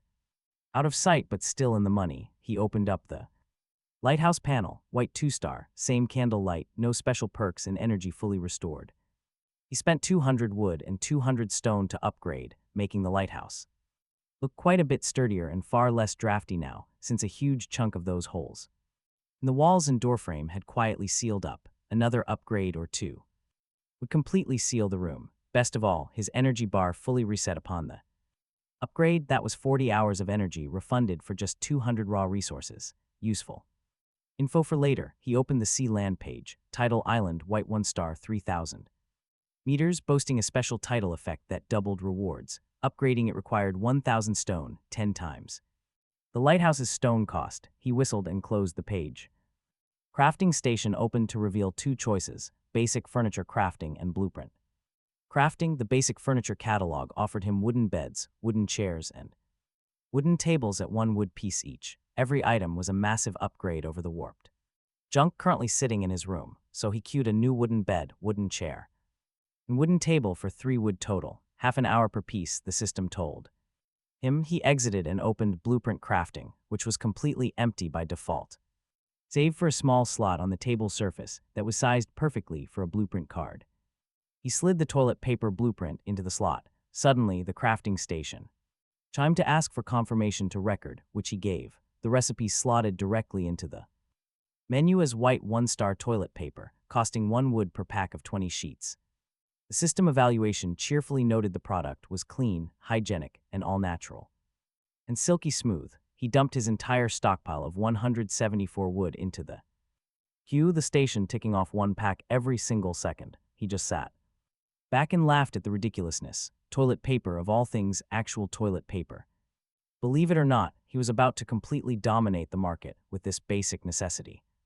He then claimed his second place reward bundle, and the glowing rewards instantly dropped into his inventory. The black iron treasure chest popped open with a soft chime, dropping 3 entirely different items: a black scale long sleeve, rated green 3 star, a green algae head at green 1 star, and a sharp iron axe at white 7 star. The black scale long sleeve was a top forged from the same black scale sea beast material as his pants. The system panel quickly noted it would shrug off the claws of any juvenile shallow sea crab, assuming his body was tough enough to take the impact. So he peeled off his linen undershirt and pulled the long sleeve on, the shirt instantly resizing to fit him on contact. Now he had a matching black top and bottom set. He muttered that if a night fight broke out, absolutely nobody would see him coming. The green algae head was a flat scrap of marine algae rated green 1 star, listed as bait capable of attracting rare sea creatures when placed in a tide pool before low tide. A warning noted he might get something or get nothing at all. He knew exactly which pit he would drop it in: that massive depression in the middle of the reef field, boasting half-meter gaps in its walls just narrow enough to trap massive fish. A perfect, natural fishing spot. The sharp iron axe boasted 1.2 meters of polished blade at white 7 star, featuring an accelerated tree cutting effect. This was a stellar piece of equipment, but useless for now since he had no plans to fell the few scraggly trees on his island, unless the world was ending. He stashed the axe away safely as a future tool. The random blueprint resolved into a green 1 star fireplace blueprint. This was the blueprint that would teach his crafting station to build a functional fireplace for warmth and burning. He dropped it right into the recess, confirming the new record. Inside the room, he finally lined up the random candle light for last. The system listed it as a blue 6 star item, noting it would yield a flame ranging from green 6 star to blue 9 star, a prize tier reserved only for the top 3. He activated it, and the system rewarded him with an azure candle light at blue 6 star. The effect dispelled mist within a 600-meter radius. Special effect attracting strange, unspecified entities. The description noted that every special candle light was incredibly rare, a prize countless other tower guardians dreamed of. A 600-meter radius compared to the earlier 3-meter ring. That was a 200-fold increase. Armed with this azure light and the brazier, he could stroll the beach through thick mist or absolute darkness, safe in a bubble of clear air. This meant night gathering was finally going to open up for him. He quickly opened his control panel, selected the lighthouse, and tapped change candle light, but a system warning popped up. The new flame would consume the old one upon swapping. He read that twice. A higher tier ordinary candle. The future would forcibly consume his precious azure light if he was careless enough to swap it. He made a mental note to never swap again unless the new candle offered a massive, undeniable special effect. He confirmed the change, and on the second floor, the white flame flickered out, replaced by a deep red fire within azure thread climbing up the core of the heavy stone brazier. Luckily, the light reflecting on the walls stayed a warm, soft yellow.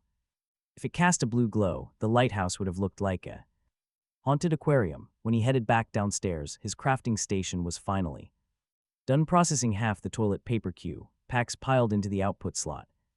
So he opened the chat channel, listing each pack for 10 stones. First come, first served. Instantly the chat detonated, selling out in under 30 seconds. Players screamed that those few packs were nothing for 100,000 people. One woman tagged him, begging to know if any remained for her sister on her period. Another woman kindly offered to give that sister half her stash, and a guy tried to bargain, offering to become his loyal underling in exchange for food, only to get told to get lost. Iman closed the chat, grinning at his massive profit. 1,000 stones made in under a minute off simple toilet paper. Investing in a second batch right away was pointless for the moment. That could wait. Right now he had a sealant to upgrade. He went back to the control panel, pulled up the page, and clicked upgrade.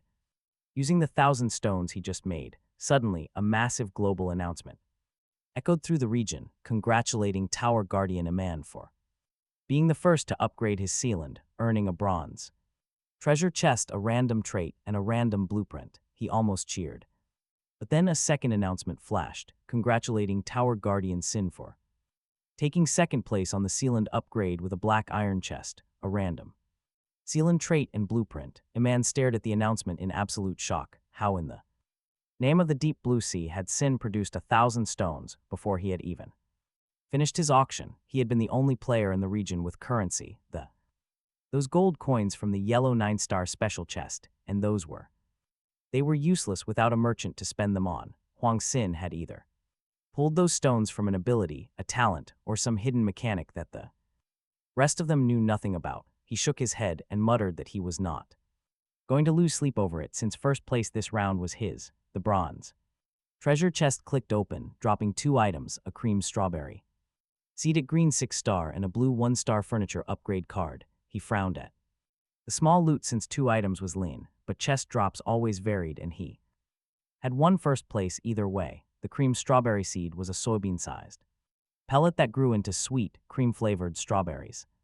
Fruit with an incredibly smooth texture. He planted it immediately in a wooden box filled with sullen soil. The ground was wet enough that he did not need to water it. The furniture upgrade card was a rare consumable that bumped any piece below blue tier up a full grade, capped at blue 1-star. Since he had nothing worth upgrading yet, he set the card on the control shelf to keep it safe. The random sealant trait was the brand new reward, the bonus that came with first place upgrades, ranging from green 6-star to blue 9-star. He activated the trait and received a blue 3-star coral coast. Once loaded, a coral reef would form along his beach and would never retreat. The description said they were rich in resources and attracted all kinds of marine creatures. He loaded the trait into his island, and the system told him to stay inside his lighthouse during the renovation. Peering through the window, the border between the reef and the sandy beach began sinking, the sand sliding down into a massive depression to form the reef. He muttered that he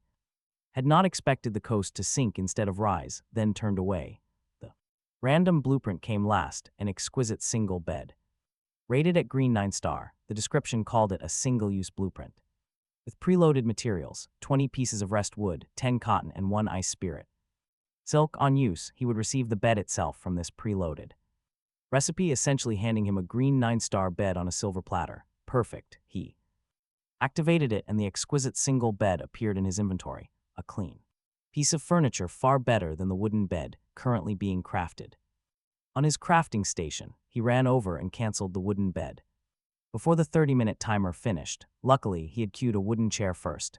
The system labeled the bed green 9-star, boosting sleep and slightly improving mental recovery. The description noted that waking up refreshed began with a good mattress. He placed the new bed down.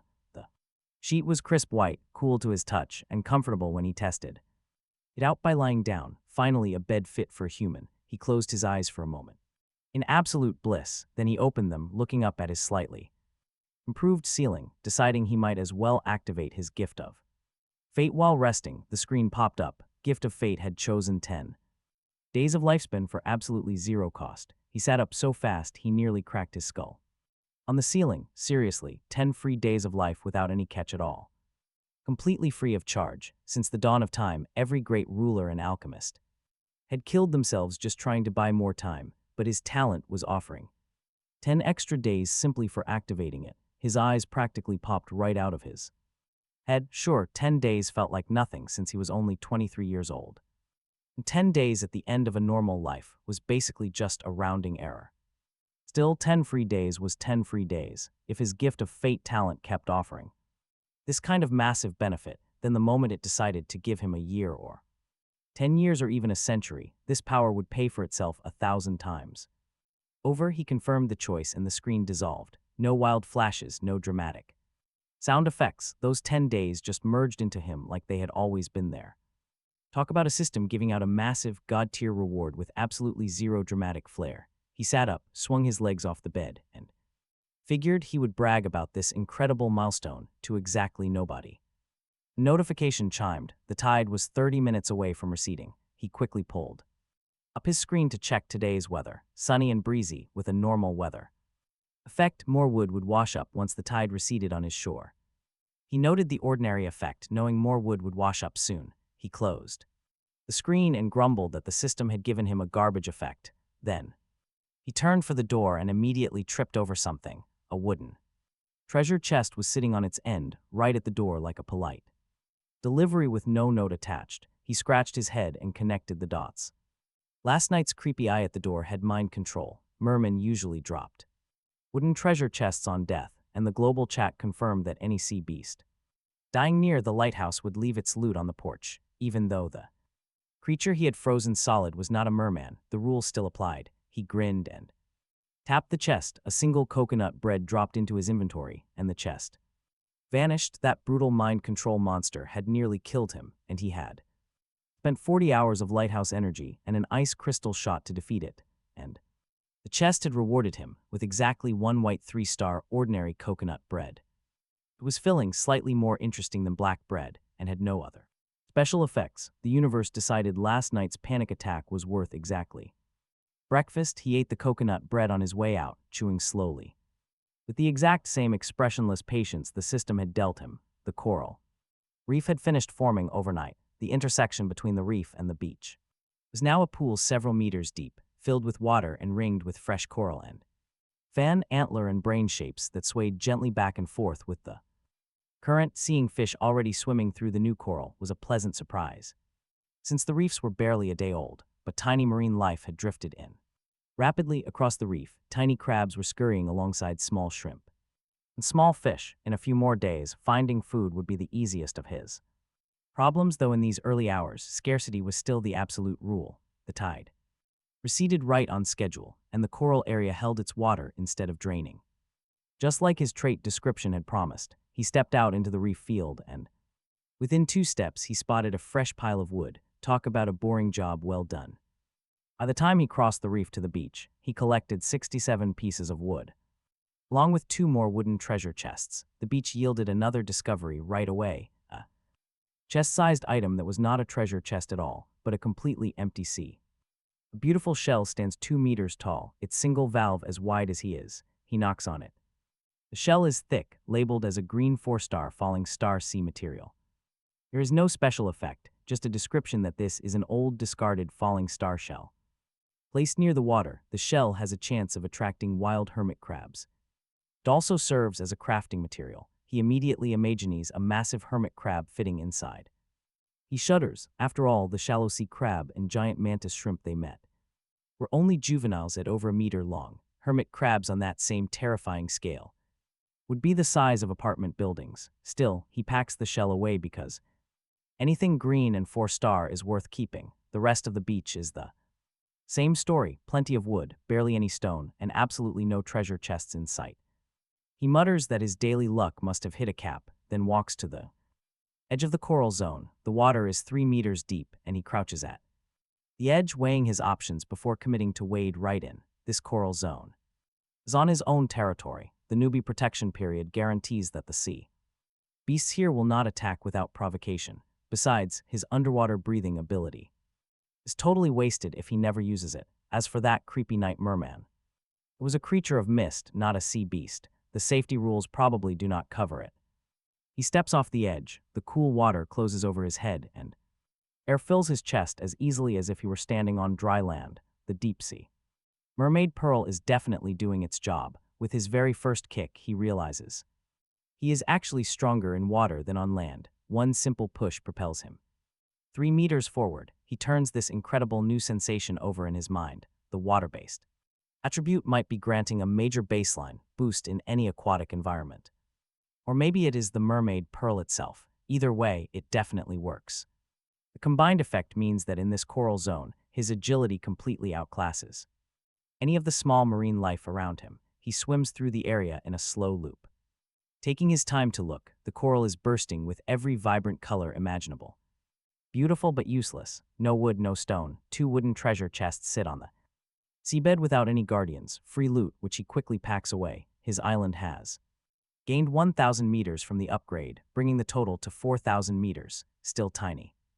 In absolute terms, measuring only about 70 meters across, a chunk of it is still submerged. He swims to the edge of his sealand and looks down. The ocean is bottomless beneath him. He has no idea how many meters of visibility lie under the keel of his own island. Beyond that light is pitch black, a wall of dark water swallowing his vision. His sealand is not an island in any normal sense.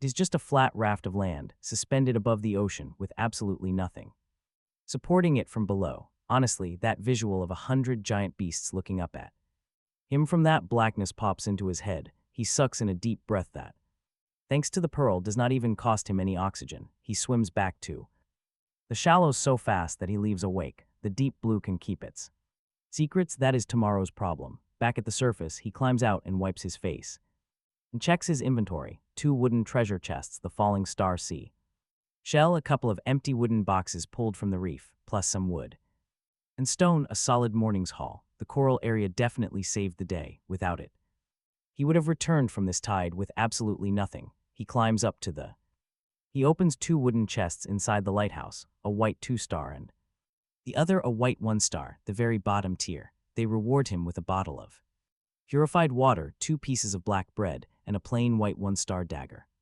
He grumbles that these chests were left unguarded for a reason. Can we blame him? The 2 wooden boxes are also emptied, one containing a couple of water apples and the other being completely empty. He keeps both to use as storage since a box holds 10 water apples easily, and he has 8, saving the second box for black bread. Once he finishes packing the boxes and sets them aside, the tabletop is clean, and his new wooden furniture is finished. At the crafting station, he swaps out his old furniture. He looks around the room, which now boasts decent furniture, a palace, at least by Lighthouse Survival standards.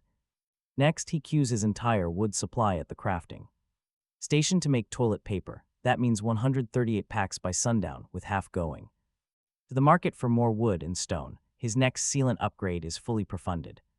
He takes the green algae bait to the reef and walks to the largest tide pool, a spot he had been eyeing yesterday that measures about 3 meters wide and over a meter deep, with small gaps in the rim that big fish cannot escape through. He drops the green algae bait into the water, watches it sink to the bottom, and wishes the empty pit good luck. The next low tide will reveal if his bait actually worked. Walking back, he detours to the edge of the small forest and pulls out his black iron spear for some real combat practice. It is 2 meters of heavy iron, weighing 30 pounds with a massive head. He plants himself 1.5 meters from a tree trunk and starts running. Stab drills his spearhead, leaving a fresh mark on the bark with every thrust. He is not practicing for power. He is training for pure accuracy, hoping to drive the spear right through a monster's eyeball on the first try. No second pass. Every strike leaves a mark, and any off-center hit is noted and immediately corrected on his next thrust. An hour later, he is sweating through his scale armor shirt as his heavy forearms begin to tremble. He finally sets the spear down and stretches out a cramp. His body simply cannot handle more than an hour at his current level, transforming a casual gym rat into a hardened soldier is no single-day project. He only survived this long because he used to lift weights back home. Walking back to the lighthouse, he flops into his new wooden chair and chugs a whole bottle of purified water in one long gulp. The room smells of sweat, crab, and just a hint of processed wood, which he gladly calls home. Checking the time, it is 12:30 in the afternoon as he opens the giant mantis shrimp's panel to see if keeping it in inventory bought him some time. Unfortunately, the system labels the shrimp as slightly rotten, meaning eating it will guarantee a bad stomach. Accepting the loss, a tough pill to swallow, he decides the shrimp can still work as bait in another pool. After all, 2 fishing spots are better than 1. Inspecting his pantry, he has 3.5 loaves of black bread and 1 exquisite loaf. Since the premium bread will spoil quickly, he decides to eat it for lunch immediately. A single loaf leaves him 80% full, with a rich, soft texture that easily beats the tough black bread. Only 2 bottles of purified water remain. This resource is scarcer than food, bound to catch up with him. He knew seafood would replenish eventually, but fresh water was a different story. Opening the global chat channel, he began scrolling through the chaotic market. It was packed with tower guardians trying to barter whatever they had. Prices were criminal, like some guy selling basic coconuts for 50 pieces of wood or stone each, which was either a bad joke or outright robbery. Since he was already completely full, he quickly shut down the market tab. Then he just sat back and watched his toilet paper sales finish up. An entire hour vanished, which happens easily when 90,000 players are talking. Suddenly, a system notification pinged. There were only 30 minutes left until low tide. He quickly dumped his newly bought lumber from the morning sales into the station. With a new batch crafting, he headed back out for his second harvest. This paper business had an insane 1 to 10 profit margin, but it was temporary. It would only last a few days before everyone built their own crafting stations. And honestly, who can blame him for wanting to milk this crazy profit margin? Today's sales brought in 690 wood and stone, enough to upgrade his lighthouse outright. But he was holding off since the white tier rewards were likely gone. The top 3 speedrun rewards for that level were likely already claimed. A real prize shift would happen at the green tier, and he wanted in. He wanted to see if those top slots offered more than basic items. With candles and chests out of the way, he headed to the reef junction. 2 baited traps were waiting for him there, one with a green algae head, and the other with a dead mantis shrimp. He hoped for good loot. Unfortunately, the regular reef harvest only yielded the usual wood and debris. Even the active weather effect today was incredibly boring, just as promised. While working, he scanned every single crevice for hidden fish or crabs. He spotted plenty of tiny, thumb-sized creatures scattered all over the place. It seemed his territory was already attracting marine life, like a brand new island. Still, the overall number of sea creatures remained pretty low for now. Look there, right in the sand, he spotted something completely unexpected. It was a massive anchor, rusted to a blood-red color and half buried in the sand. He brushed the sand off the heavy metal and managed to pull it free. The massive piece weighed hundreds of pounds, but he shoved it into his inventory. His system panel identified it as a white 4-star abandoned anchor. According to the description, it had been lost in the sea for ages. It could be broken down into raw iron blocks using a forging table. A forging table was a completely new device he had not seen yet. This meant his next major tool unlock would arrive tomorrow at the earliest. It made sense, considering the crafting station only unlocked this very morning. Tomorrow would bring the forge, letting him process all this newly acquired iron. By the end of his 3-day safety window, he would unlock the full device suite. At least the system was consistent with its pacing, even if slightly dry. Muttering about the dry system writing, he continued walking toward his first baited pit. This was the smaller of the 2 traps, containing the dead mantis shrimp at the bottom. Peering over the edge, he saw the shrimp was already half-eaten. Dozens of tiny marine creatures had moved in, along with a few small crabs crawling around. And small fish were still working at it, completely ignoring his presence.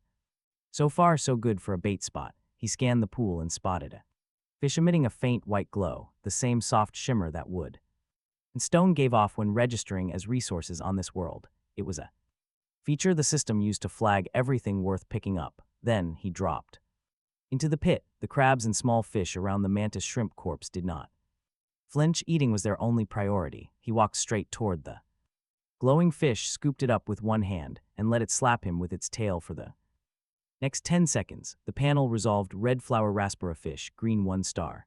The system text showed that eating it gave an extremely low chance of gaining a point in a random extraordinary attribute. Along with that, the Description added that this red flower raspbera was a spirit fish, and the higher the rating, the better the consumption effect. On top of that, spirit fish cooked by a master chef gave a multiplied effect, plus eating 10 red flower rasperas was guaranteed to deliver a full point of an extraordinary tribute on the 10th fish, a spirit fish that handed out extraordinary tributes upon consumption. Now that was a real prize, a fish that filled him up and made him stronger was every survivalist's dream. He looked at the red flower raspbera and told it out loud it was going to be dinner, and the red flower raspbera slapped him with its tail, the closest thing to a comeback it had.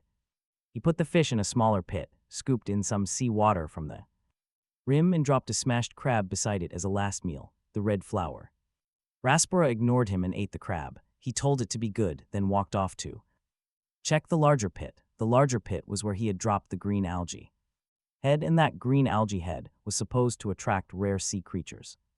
He peered over the rim, his heart racing with anticipation. A giant shallow sea crab was at the bottom of the pit, eating the green algae head with steady, audible crunches. Their eyes met. The crab looked up at him, its claws twitched, its body wanted to charge, but the newbie benefit period held the crab on a leash, and it could only stand there, staring at him with open contempt. He let the surprise pass and sized up the situation. This shallow sea crab was a size larger than the one he had killed yesterday. Still a juvenile by the look of it, no real threat. The pit's walls were 2 meters of clean rock. The crab could not climb out, and even if it tried, he would quickly knock it back down with his black iron spear. The walls did not just trap the crab, they made it a stationary target. He scanned the pit, and at the far end against the wall he saw an unguarded black iron treasure chest. He muttered that he was rich. This pit had paid out twice. He shrugged the black iron spear off his shoulder, lined up the crab's back, and chuckled that this was his first real chance to put yesterday's hour of spear drills to the test. He was going for the eye on the first stab. The black iron spear came down. The spearhead drove against the back shell of the crab and stopped. His strength was not quite enough to punch through. A clean note rang off the shell. A small scratch marked the impact, and the spear bounced back into his grip.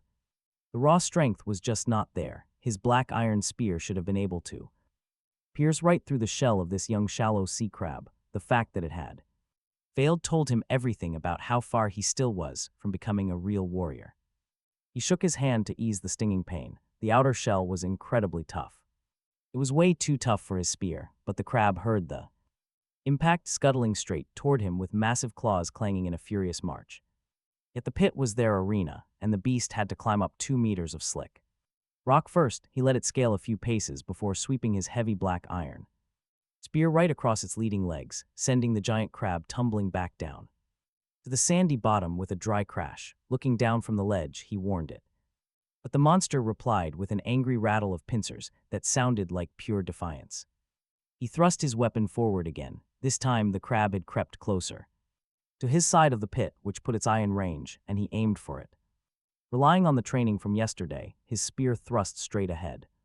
It struck clean, and a wet crunch echoed as the iron tip tore deep past the socket. The beast instantly locked its massive pincers around the shaft and began wrenching the weapon with terrifying force right out of his hands. Fighting that pull with pure muscle was a losing battle. His heels slid back an inch, then another inch. Power from the beast surged through the spear into his arms.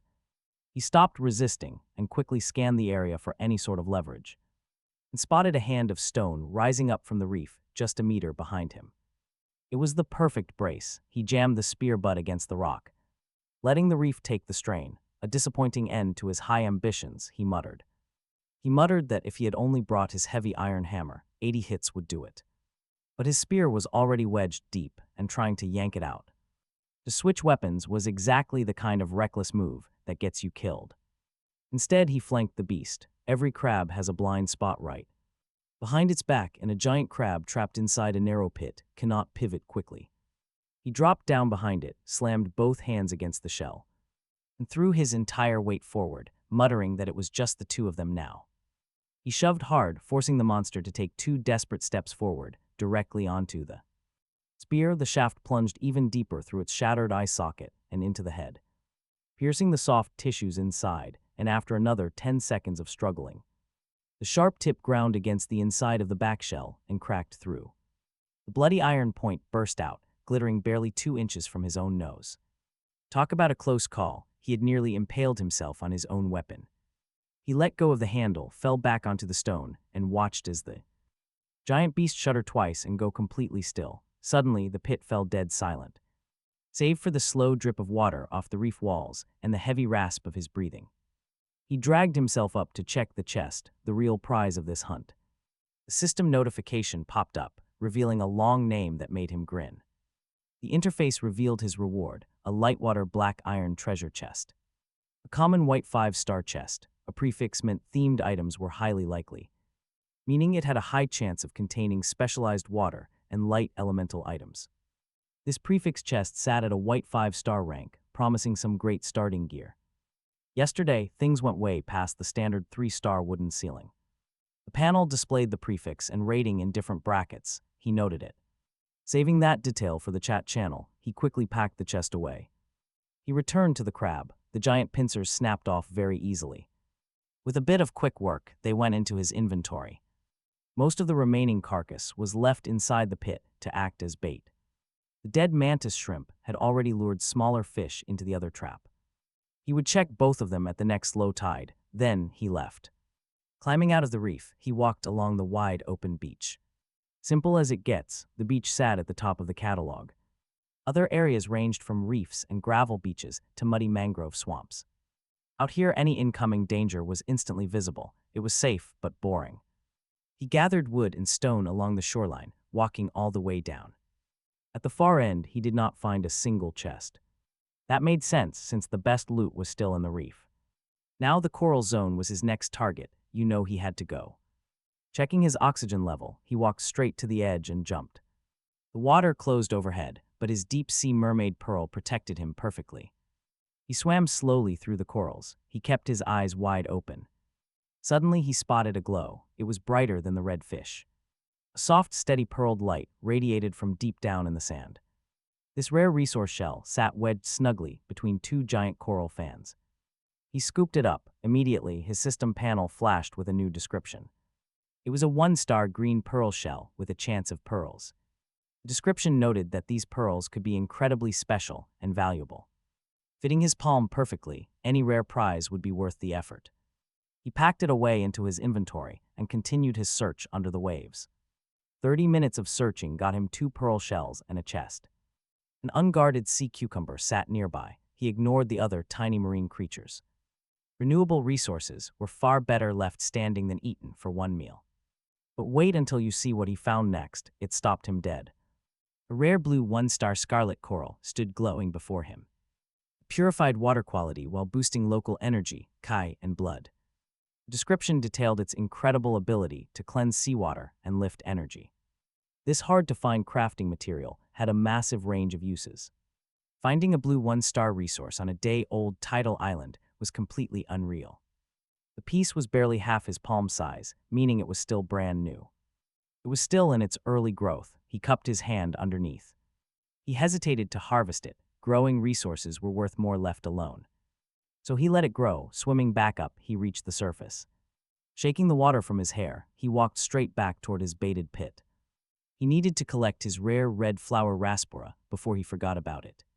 Still alive, the little fish was happily munching on the smashed crab. It even slapped him with its tail, clearly protesting the entire rescue process. He packed it away. With that done, he headed back to the lighthouse. He opens his bag, running the day's total across the virtual ledger in his mind. 1 black iron spear, 64 wood blocks, 927 stones, and a rare chest. Add in 2 crab claws, 1 red flower raspbora fish, and a fresh sea cucumber. Plus 2 pearl shells. That stone haul is a massive jackpot, and he is still gripping his spear from yesterday's grind, while the chest sits waiting at the hall's peak. Back in the lighthouse, he skips the messy bonfire and cues a clean stone fireplace instead, 20 stones.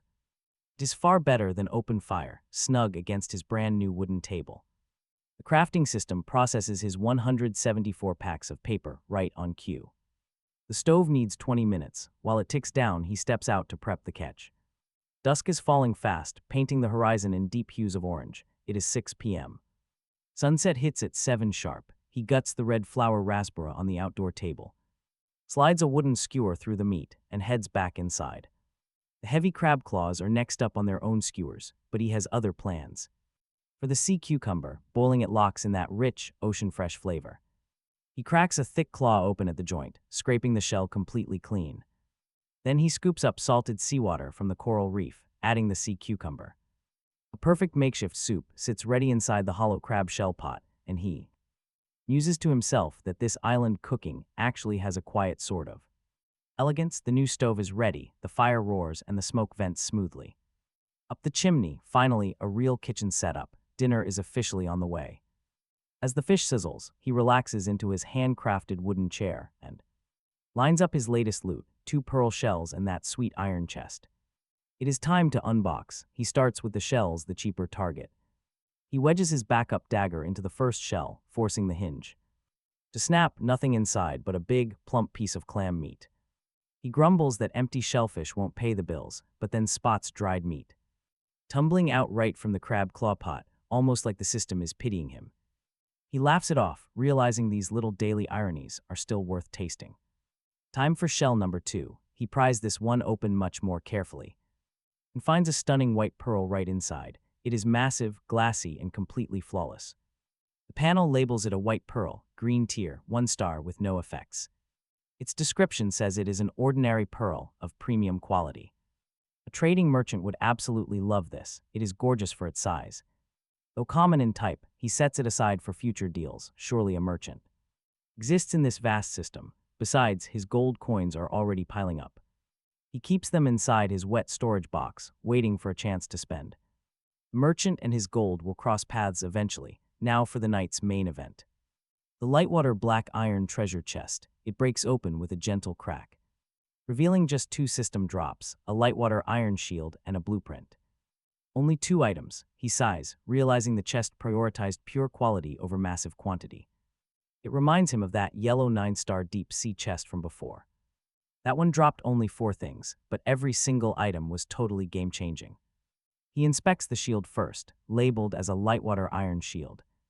A green 7-star gear that is light but incredibly tough. A light, sturdy shield with a green 7-star effect. It is forged from light iron ore, exceptionally light without losing any structural integrity. He pulls it out of his inventory, 50 centimeters tall, 30 across, and a hand thick. According to the system panel, it should weigh 30 pounds, but it feels like barely 10. It is light enough to strap across his back without slowing his movements down at all. Dubbing it the Lightwater series proof of concept, he packs it back into his inventory. After all, a shield he currently has no free hand for is just extra weight to deal with later.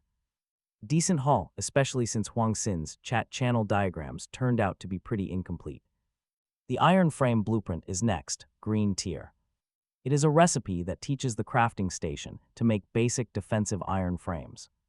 Each frame requires 1 iron block, but he lacks a single block, though he does have a several 100-pound rusted anchor sitting right in his storage inventory. Plus, he knows that a forging table is his next obvious unlock.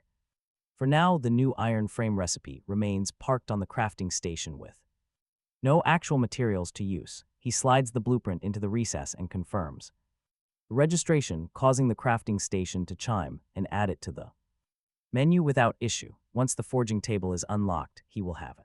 Solid use for both the rusted anchor and the frame. Overall, that chest really paid off.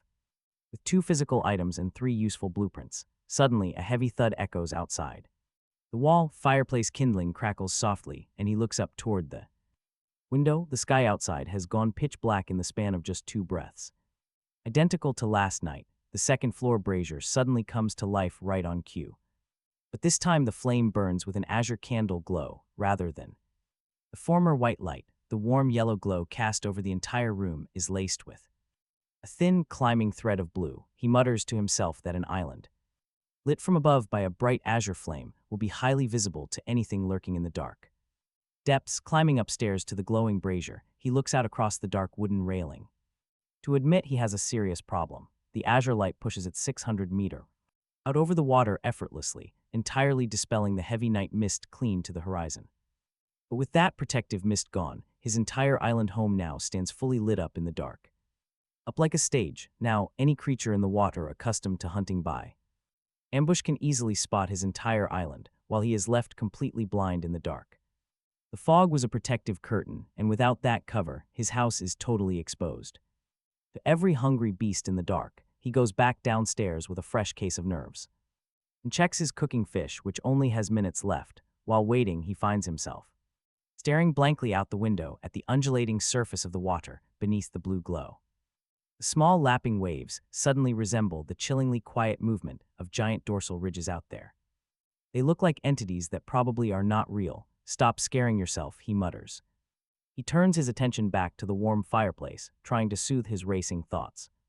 After all, a survivor who eats is a soul who lives, and eating is the very core of any sane person. The red flower raspberry comes off the stick blistering hot, and he burns the roof of his mouth on the very first bite. Typical, still the tender flesh. Sweet and clean even without salt, and several pounds of fish go down easily. Without even filling him up, ever since his recent major upgrade, his hunger has grown too. Significantly, his overmortal body is far more efficient at burning through calories. He picks at the crab claw next, savoring the warm soup and tender meat to finish the meal. He fishes a giant ping-pong ball-sized scallop from his soup. It tastes briny and sweet. Patting his stomach, he smiles. Eating is his favorite hobby now. Opening the chat, he starts selling 690 packs of toilet paper. He prices them at 10 wood each, prioritizing timber over stone for crafting. The listing sells out instantly, keeping his stockpile of materials perfectly topped up. Once again, the regional chat explodes with a flood of desperate messages. Everyone begs for system access while he shuts the screen, grinning with 6,900 wood. This massive haul sits in his inventory as he immediately queues up another batch. Toilet paper goes back onto the station, with 24,000 packs now queued. With 100,000 players active, the chat is packed with desperate traders. They have absolutely nothing to trade except basic raw resources while he holds the power. He enjoys a perfect monopoly, though he knows this golden window will shut within a week. Once someone else unlocks a high-level crafting station, his absolute dominance ends. For now, he trades his extra crab claws to a player named Zheng Ye. This is the same guy he noticed yesterday, whose self-destructing talent is highly unusual. It generates one random food item daily, making him the most reliable trading partner around. As the only survivor who consistently has food to swap, they add each other. With a quick swap, the guy's morning bread becomes his breakfast for tomorrow. It is a reliable safety net for when food drops dry up. Suddenly, a heavy thud rattles the window he just closed, followed by wet slapping sounds. A second wet slap hits the glass. This is definitely not the standard rhythmic knocking. No, this is the sound of heavy, slimy bodies violently throwing themselves against the lighthouse. Grabbing his black iron spear, he rushes to the window in a single stride. Meanwhile, the regional chat is already screaming in sheer panic about a massive invasion. They are everywhere. Dozens of them crawl onto everyone's shores. This situation is 100 times worse than the single visitor from last night. Back then, everyone was laughing. Now, he checks the chaotic chat feed. As he watches the messages roll by, people are uploading terrifying photos of the creatures. They are carrying rusted, makeshift knives now. Last night, they were entirely unarmed. One wild photo even shows a beast clutching a wooden treasure chest under its arm. The player joked that their next big upgrade had literally delivered itself right to them. Most players agree that these monsters are schooling together like ocean fish. Those glowing lighthouses are acting like beacons, drawing them in like moths to flames. He realizes his own bright candle, shining 600 meters out, has doomed him. The light has drawn the entire swarm directly to his shore. He peers outside again. Looking down toward the vibrant coral reefs, he sees the shallow water crawling with movement. Dozens of sea beasts are already on his beach, with more rising from the dark waves. He gets the exact same spine-chilling goosebumps he felt during last night's terrifying encounter. Starting his count, the tally rises rapidly as more and more slimy bodies emerge. 38 monsters in total. 13 of them carry rusty weapons, while the rest are unarmed. 19 are barehanded. 5 massive beasts are hauling heavy wooden chests like kindling. But right in the center of the swarm, one creature stands completely apart. It is a head taller than the others, wearing a jagged metal crown on its head. With a crude staff gripped in its fist, there is absolutely no doubt who is in charge. He reads the title out loud, Merman King, and right then, the Merman King's eyes lock onto his. He peers through the window. The monster's face contorts into a terrifying, wild snarl. In an instant, the entire pack turns as one. They march straight for the door. The chat channel continues to scream with panic from other regions. But his own nightmare is just beginning. Let's see if his defense actually holds. It reads white 3-star with full energy, 3,450 wood and stone. All stockpiled from his previous supply run, he can buy 4 full upgrades. If the costs hold, those 4 upgrades will mean 4 free energy resets. 800% total energy should be enough, according to his previous calculations. He can outlast this swarm even if every single beast takes a turn. But the first wave strikes hard and fast, charging toward the defense with terrifying speed. The lead merman sprints forward on bow legs that the system chat claimed were slow. But on dry land, they prove to be far faster than anyone expected. The closest beast reaches the door. It hovers just outside the wooden barrier. Its slack-jawed face stands inches from the wood, waiting for the king's order. He eyes the narrow gap. He draws his spear back and takes aim. A sudden thrust, the heavy black iron spear slides clean through the wood. It pierces the upper hole and sinks deep into the creature's skull. The lifeless body drops to the porch like a heavy sack of wet rope. He jerks the weapon back before the others can grab it. Complete silence follows. 40 fish heads stare in shock at the fallen beast. Suddenly, the Merman King roars. A wet, guttural bellow echoes as the entire horde charges the door with rusted knives. Bare hands hammer fiercely at the panels, and the defense system starts ticking down. The blue energy bar on his hologram screen begins a steady, agonizing drain. The community forums claimed a single beast could pound the door for 10 minutes. It should only drain 1%, but with this crowd, the energy vanishes rapidly. 1% drops every few seconds. 5 beasts crowd the narrow doorway. The rest of the pack begins splitting off to smash the window walls. If he leaves them alone, the base will burn through power too quickly. His upgrade resources will not keep up. He rushes back to the entrance. He readies his spear once more as another creature presses against the wood. The sharp tip pierces its eye socket, dropping the beast onto the first corpse. Others drag the dead away by their ankles, clearing the path to push in. The brutal cycle repeats itself over and over in a grotesque, relentless rhythm. After 8 more lethal thrusts, the porch piles high with dead monsters. The swarm cannot clear them fast enough. Suddenly, the energy bar plummets. It drops below 50%. The glowing azure candlelight suddenly dims. The protective barrier of clean air shrinks from 600 to 300 meters. The protective light weakens as power drains, which spells massive trouble. If this rate continues, the safety aura will weaken even further at 25%. He races to the control console, frantically pulling up the upgrade screen. He confirms the purchase. 200 wood and stone instantly vanish. The structure upgrades to a 4-star rank. The power gauge instantly refills. The upper beacon flares back to life, but his relief is short-lived. The wooden door, nearly splintered to pieces during the intense siege, automatically repairs itself completely as part of the upgrade sequence, trapping him inside. After the upgrade, that perfect throat-sized hole was gone. He just lost his shooting lane. He checked the door from the inside, finding only 3 or 4 narrow vertical splits. A fingertip might slide through those cracks, but his black iron spearhead definitely could not. The mermen keep hacking away on the outside, leaving him holding a useless spear. 16 mermen lie dead on the porch by his count, but 22 remain standing. And that merman king, completely untouched, he curses loudly at the ceiling. If he leaves this swarm at the door, no amount of upgrades will save him. The upgrade costs are climbing fast, and each energy refill buys him less time. His ice crystal shot is the only answer, but firing at point-blank range is risky. A high-powered blast might splinter the door from his side, and even a normal shot will completely drain his lighthouse energy. The last shot burned 40% of the bar. He cannot afford to repeat that massive drain with every single enemy wave. He needs high ground, so he sprints up the stairs to the brazier walkway. Leaning right over the railing, he looks down at the tight swarm below. They are packed in a tight cluster just a meter across, incredibly dense. An ice crystal shot dropped from up here would catch 4 or 5 mermen.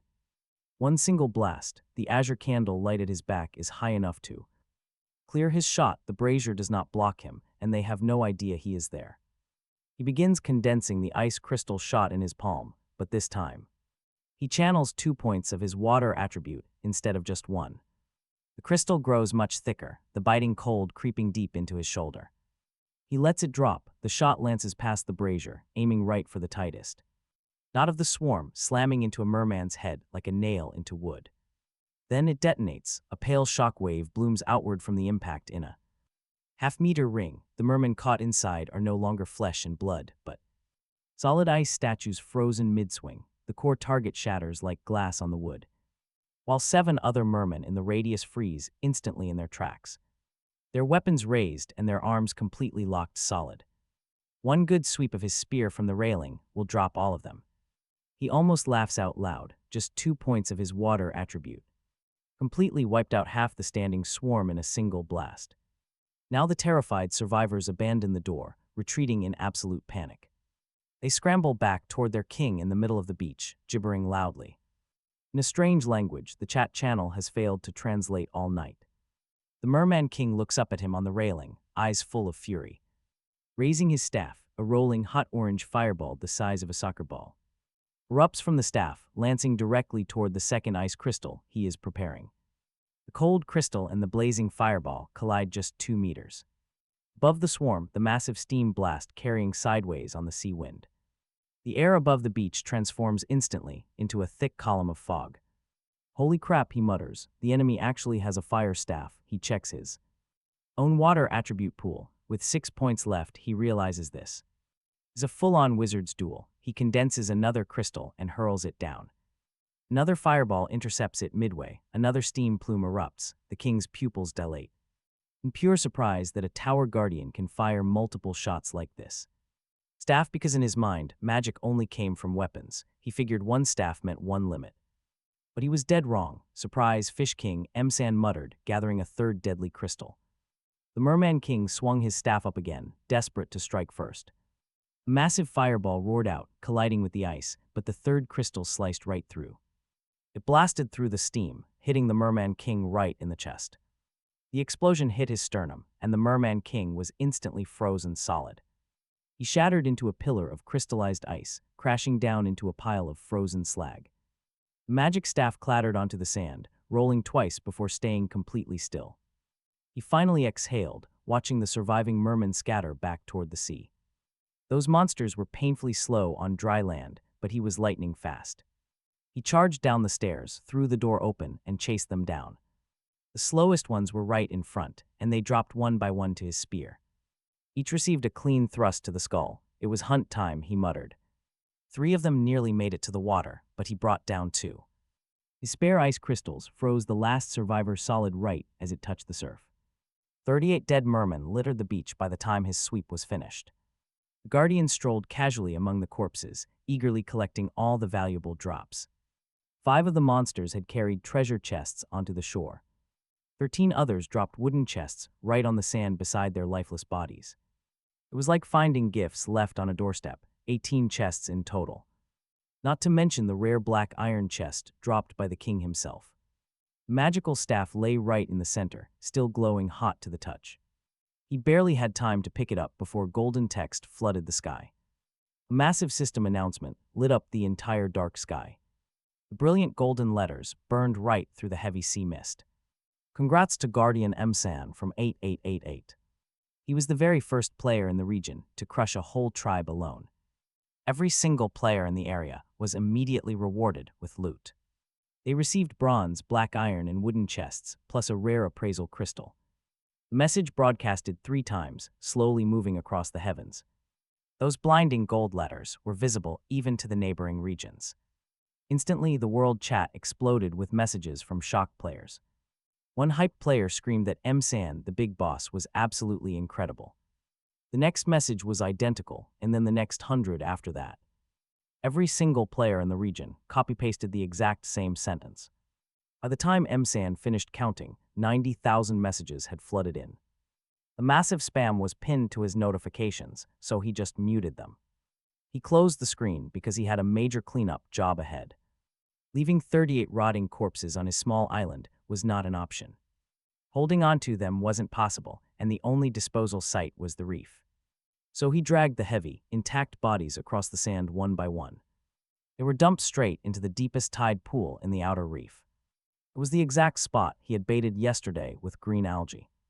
A nearby hollow became a dumping ground for shovelfuls of shattered ice. He scooped them up using a giant crab claw left over from lunch. Bucket, by the time the work was finished, he was filthy, his shoulders ached, and the moon was high enough that the azure candlelight had to compete with it. An hour and a half had vanished into the cleanup, and he spoke a few words aloud.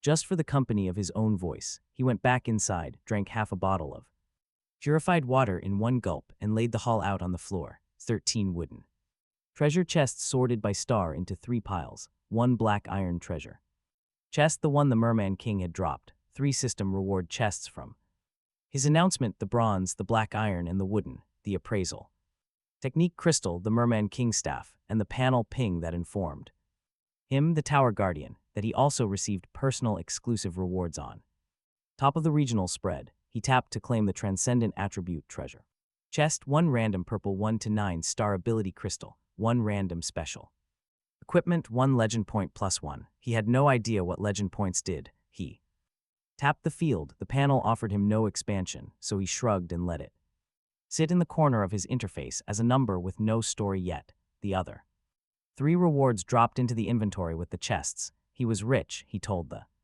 room out loud, rich enough to count it twice. He started with the wooden chests because those wooden chests were a cheap thrill. 7 1-star wooden chests opened in a quick line, paying out 8 loaves of black bread, 5 bottles of purified water, 68 wood and 41 stone. The 2 and 3-star ones together gave 9 black bread, 11 bottles of purified water, 142 wood, 71 stone, 1 white 3-star iron pot, 3 water apples, and a set of white 1-star cotton clothes. The iron pot was the real find. He had been cooking in a salvaged crab claw half-shell, so a real iron pot was an upgrade 3 tiers.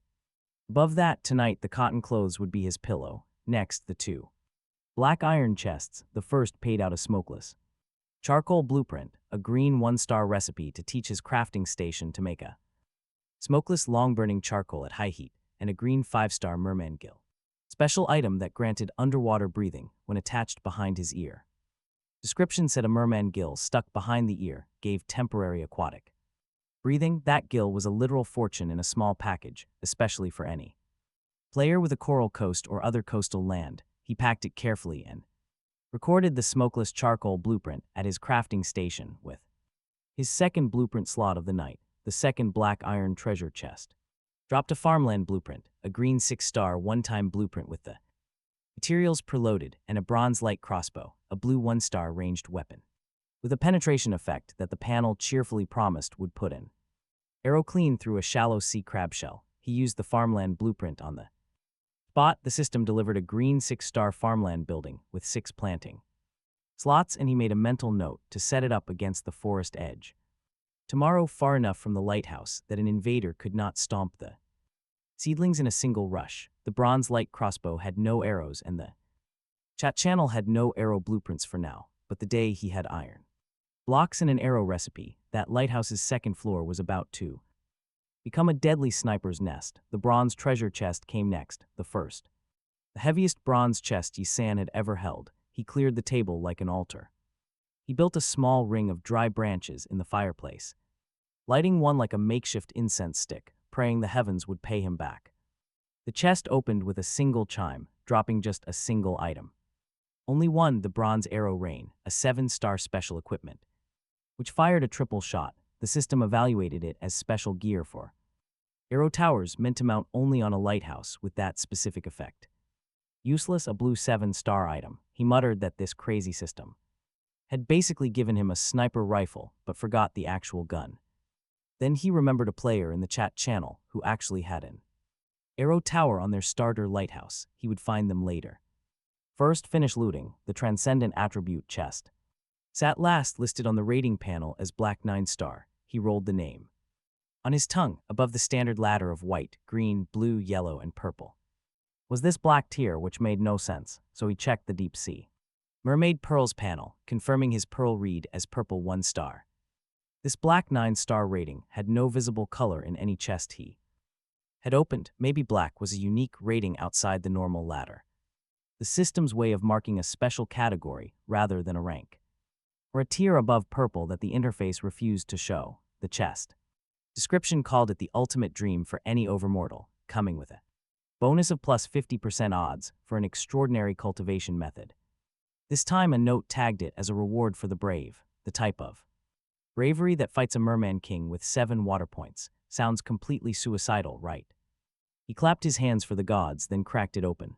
4 items dropped, 3 extraordinary fruits and 1 cultivation. Technique: the first fruit was green 1 star, giving 1 random extraordinary attribute point. The second was green 3 star, yielding 3 points. The third was blue 1 star for 10 points, 14 total. If the rolls landed where he wanted, and 14 regardless, he ate all 3. On the spot, since fruit ruined quickly, and a banked talent was wasted talent. A talent banked was a talent burned after all. Their shapes varied: 1 strawberry sized in red, 1 apricot sized in orange, and 1 dark blue water apple. The strawberry one tasted bitter beneath the sweetness, while the apricot-sized one tasted like a fruit he had never had on Earth, and the big one tasted like something too rich for his tongue to hold. A sudden heat surged through his body, not unpleasant, climbing from his belly to his shoulders and his hands. Before settling back down into a low, comforting hum, he opened his personal attribute panel. Name: Yasan. Strength: overmortal. Talent: gift of fate. Skills: ice crystal shot and underwater breathing. His stats: attributes: water system plus 14, fire system plus 3, wood system plus 2, mystery plus 5, constitution plus 1, novice overmortal, says the system. His main attribute cleared 10 points and was pushing toward 20. 3 new attribute lines. He had a guess about the plant-themed wood system. Probably useful for the farmland, but mystery had no analog on the standard ladder. Had been told about so far, meaning his body had its own extraordinary track. He raised his arm, flexed, and smiled. His muscles felt firmer than they did 10 minutes ago. The tone was harder, the surface tighter. He pulled the black iron spear out of his inventory to test its weight, and get this, it felt unbelievably light in his hand, almost making him drop it. The 30-pound shaft was now 20, a third lighter than before, and he was ready to swing it faster, stab longer, and hold his ground during the next pit crab grapple. Without sliding back, his godlike constitution was definitely paying off. Probably strength and agility worked the same way. Stat panels existed. For a reason, he made a mental note to check: the extraordinary cultivation method sat in his inventory under its own panel as a cultivation category. A black 9-star item that automatically formed the cultivation path most suitable for him. As a bonus, this forming process also forged the user an exclusive profession at the same time. The system evaluation called it the beginning of an extraordinary legacy. 2 black 9-star items in a single night. He muttered that black was definitely a special rating, using it as. The system responded with 2 parallel notices: please wait, please wait. He left them running and turned his attention to the 4 items on the table. First up was the fireball staff, a green 6-star extraordinary weapon with 0 out of 3 daily fireball charges. The description noted that a low-grade fire staff could launch 3 fireballs daily for any player, with even a single point in fire, but it was useless to him, despite his 3 fire points, since his main strength lay in water. But at this stage of the game, any extraordinary weapon would fetch a massive fortune. Next was the blue 9-star appraisal technique crystal. It had no learning requirements, though the system evaluation offered a sarcastic joke, labeling the appraisal of this very crystal as complete junk. He learned it instantly. The crystal cracked open and a light shot into his forehead, installing the technique in one piece. But the process brought a sudden wave of pressure washing over his temples. Dull headache that faded after 30 seconds, the information flowing into his mind revealed that appraisal scales directly against the target's mental power, and the mystery attribute resists appraisal above mental power. His 5 points of mystery in his pool meant he could easily shrug off 5 points of an enemy appraiser's mental power on top of his own mental defense. He filed that trick away. Next was the random purple crystal, a purple 1 to 9-star item, granting a random purple ability on use. It guaranteed at least a 4-star skill. The evaluation teased that the color purple had real style, but high-level abilities required at least 100 points in the matching attribute, or he would not even have the right to use them, calling him a rookie. Classic system sass. He used it and The crystal resolved into the purple 7-star Starlight Art Crystal. It granted Starlight attack, defense, and healing all in one, learning. It required at least 10 points in his mystery attribute. The system evaluated it as an all-in-one offense, defense, and healing skill. It was a perfect ability, but not recommended below 300 points of mystery. The note warned that under 100 points, he would not even have the right to use it. A premonition told him that learning the Starlight Art now would split his skull. Open like a grenade splitting a target, he muttered at the system screen that he did not believe its 10-point minimum, especially since that same system once told him 10 points was not enough to use it safely. He packed the Starlight Arc Crystal away as future stock. Next was the random purple special equipment. A 6-star item, granting a random rank between purple 1-star and red 1-star. This tier of special equipment was unique and carried a special effect.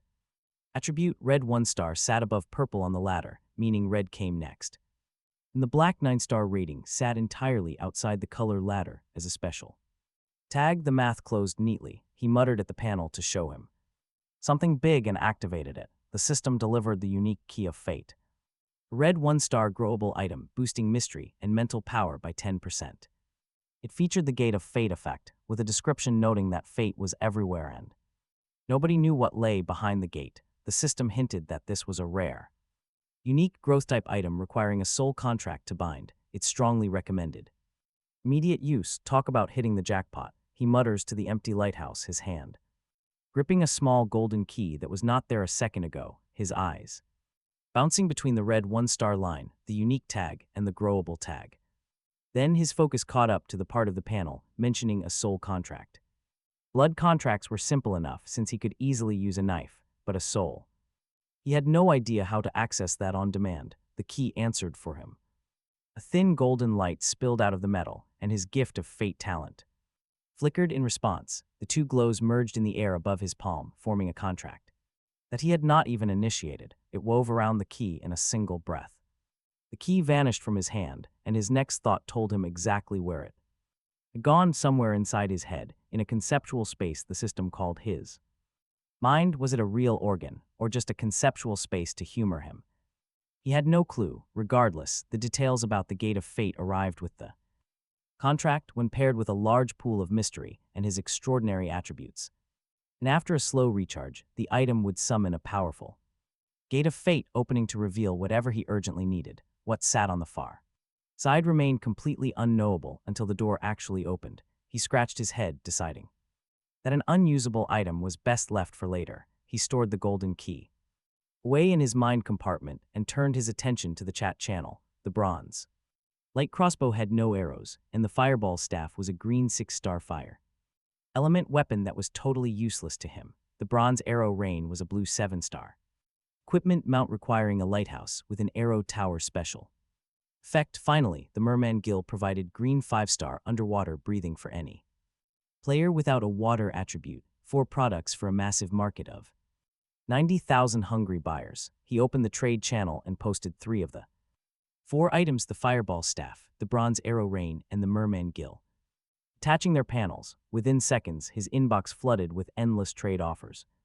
The announcement instantly triggered a flood of jealous and envious messages. Earlier, a wave of patronage requests flooded in, but the system filtered them. He sorted the remaining bids for green tier and above, leaving about 100 real offers. One of the very first bids tried to bait him with a spicy photo of a dagger. It showed a green 3-star weapon resting on a bare thigh, so he closed it. He moved on without a word, though he did secretly save the image to a hidden folder. Just a little backup, for reasons no self-respecting guy would admit. With that distraction gone, the bronze arrow rain became the first deal to close. A player named Jinbari had rolled a rare arrow tower effect on a basic lighthouse. He offered a clean list of every single green and blue item in his entire inventory. He practically begged, telling him to take whatever he wanted, so the young man asked for verification. The lighthouse panel came back as a white 4-star with a green candle light effect. It also featured that sweet arrow tower special ability, which made the deal incredibly tempting. The description confirmed each arrow rain volley would cost 1% of lighthouse energy. He immediately picked the 2 absolute best items, starting with some green 4-star mixed bait. Then he grabbed a blue 3-star incomplete sinking iron spear, sealing the transaction. The mixed bait was a solid fishing upgrade compared to his basic green algae bait.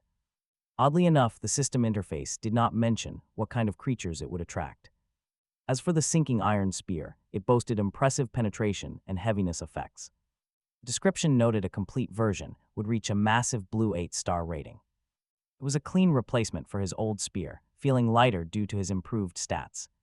This meant he could easily shatter a shallow sea crab's thick shell with one solid strike.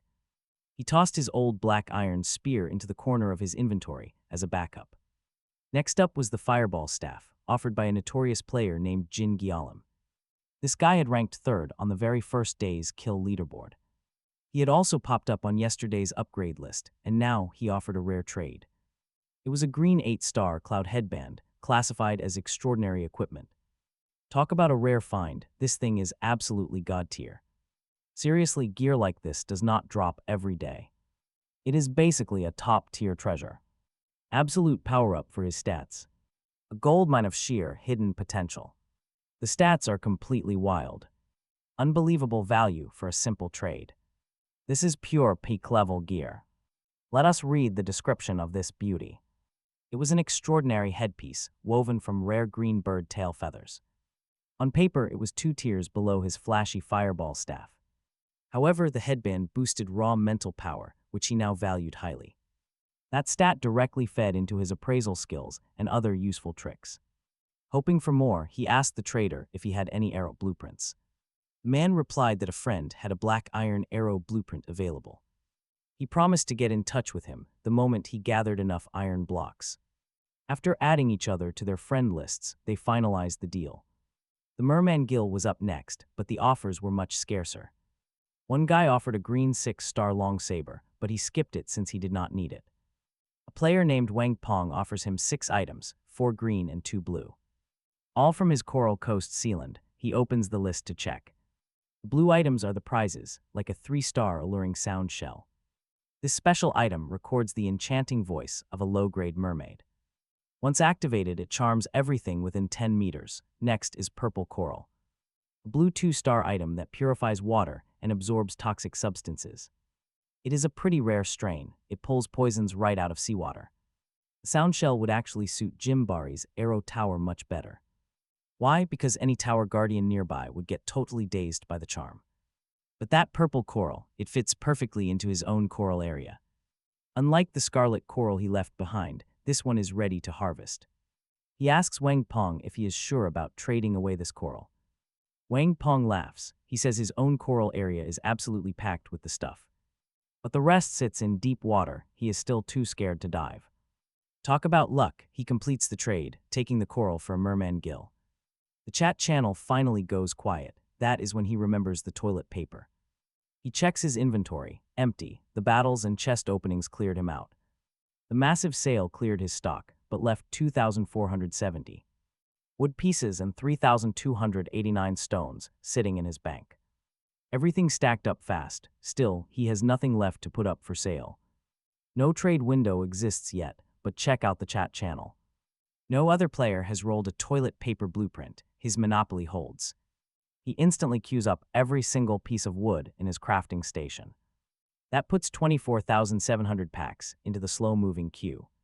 He lets it run overnight, time to sleep. He lies down on his exquisite single bed, using some cotton clothes as a makeshift pillow.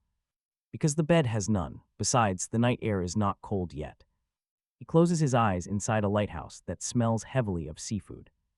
And the faint lemon scent of fresh toilet paper. Just past 10, the system pings. The system warns him, tomorrow's tide will arrive earlier than usual.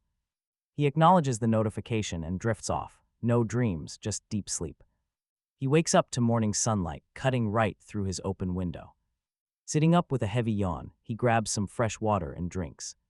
He splashes some cool water on his face to fully wake up, 6:30 a.m. The clock is ticking. Today's weather forecast is sunny and breezy. Better yet, the daily effect is rare, after the tide recedes. Any treasure chests he finds can jump up a full star in rank. Finally, the system shows some love. At 7 sharp, the panels roll in. The tide is half an hour away, and there is more news. Day 3 survivors are getting rewarded with a brand new set of unlocks. The forging station is deploying, and the trading system is finally active. 3 major deployments are confirmed, success one after another. It happens in that patient, steady rhythm the system always uses. A brand new forging station materializes against the wall, complete with an iron anvil. Station materialized against the wall by the crafting station, holding an iron anvil. A low square hearth sits inside, taking up so much space that the room feels cramped. A new panel slides open in his system interface, and looking out the window, he spots it. A wooden footbridge runs out from the left side of the lighthouse, just 1 meter wide and 10 meters long, stretching 2 meters past the edge of the sealant into the water. Right into the port. Oddly enough, the dirt road connecting the lighthouse to it was not there. Yesterday, he opens the trading panel first. 2 pages show up, regional end. World trade. The world trade option is grayed out and locked, which makes total sense. Regional trade is wide open. Every Tower Guardian gets a personal shop with 10 listing slots. Day items stack infinitely in a single slot, with fixed prices set directly by the owner. Best of all, there are 0 middleman fees. He dumps 24,700 packs of toilet paper into a single slot for 10 wood each, then confirms the listing. By the time he even stands up, the chat channel already has 100 posts about his shop. He checks the port page next. Port Sealand, a simple 1-star white building with no special effects. The evaluation calls it a dilapidated port that nobody would willingly trade. At upgrading costs 0 out of 100 wood, and a hint notes this is an essential building maritime merchants will only visit if the port actually looks decent. And it is also the only spot where a Tower Guardian can leave his sealant. To go exploring, those lighthouse gold coins finally have a purpose. He grabs a piece of black bread and half a bottle of water for breakfast, heading outside.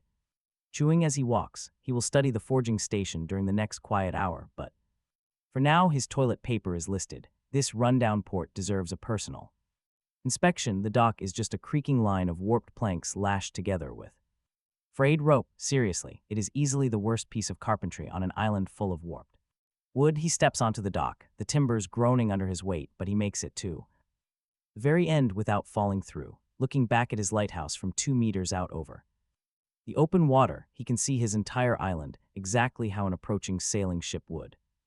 It is small, sharp, and white-trimmed, with a blue flame burning bright at the crown, a flag that might draw captains in or scare them away. He mutters that he will upgrade this port the moment the tide recedes. Right then, a chime from the system panel alerts him that the tide is already receding. He jogs back along the bridge and steps onto the beach as the ocean water pulls back from his feet. The wet sand is littered with tiny thumb-sized crabs scurrying for cover, while just behind them lie the wood and stone from the morning harvest. An ecosystem is slowly building on his sealant.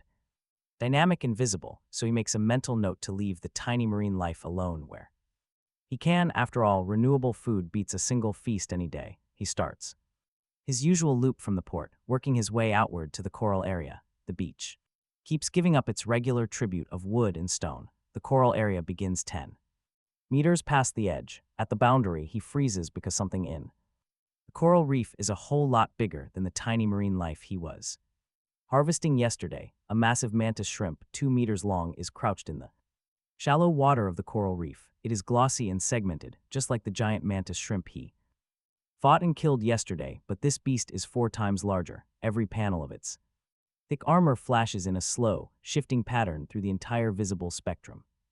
Blue blends into red, then green and yellow, shimmering like an oil slick under the bright sun. A rainbow mantis shrimp. The creature is happily tearing apart the fresh carcass of a shallow sea crab, identical in size to the previous juvenile, got its tough shell cracked open. Wet cracks echoed through the water. He was completely speechless as he watched. That terrifying shallow sea crab was the actual apex predator he had benchmarked his survival against. Yet right now, a rainbow mantis shrimp was eating it like a casual breakfast snack. On land, he could easily outrun a mantis shrimp, but in the water, not a chance. He would not survive a second. His only real equalizer was that ice crystal shot. But even that spell was going to be a massive gamble against unknown stats. Tapping the corner of the holographic projection screen, he quickly activated his new appraisal skill. The technique fired across the gap. A crystal of pure mental focus shot out. It traveled through the water and brushed against the shrimp's shifting carapace. A double chime rang, detecting mysterious attributes. The panel confirmed a successful appraisal with 200% bonus effect. Data flooded in. The rainbow green armored shrimp possessed ordinary strength. It had rapid flash abilities and water attributes. Its water was +4, while metal was +7, marking a mature sea beast. Though its strength was called ordinary, one single punch could send him straight to the afterlife. According to the evaluation, this rainbow armored shrimp had some valuable materials. Its carapace carried a hard shell attribute, perfect for crafting light armor. That carapace was excellent armor material, and he rolled the name over in his mind. Rainbow green armored shrimp, ordinary strength, but a punch that could shatter glass. He suddenly remembered Earth zoology trivia about these terrifying mantis shrimp. Their dactyl clubs strike at cavitation speeds with incredible force. These beasts can easily crack heavy aquarium glass and break fingers even through tough wire mesh. He had to admit the crab below really did deserve its spot on the menu. Seriously underestimating a mantis shrimp at any size is a massive rookie mistake. That poor crab paid the ultimate price, so he quietly held his ground at the boundary. He watched the rainbow beast crack the shell. His newbie benefit period had only 2.5 days left.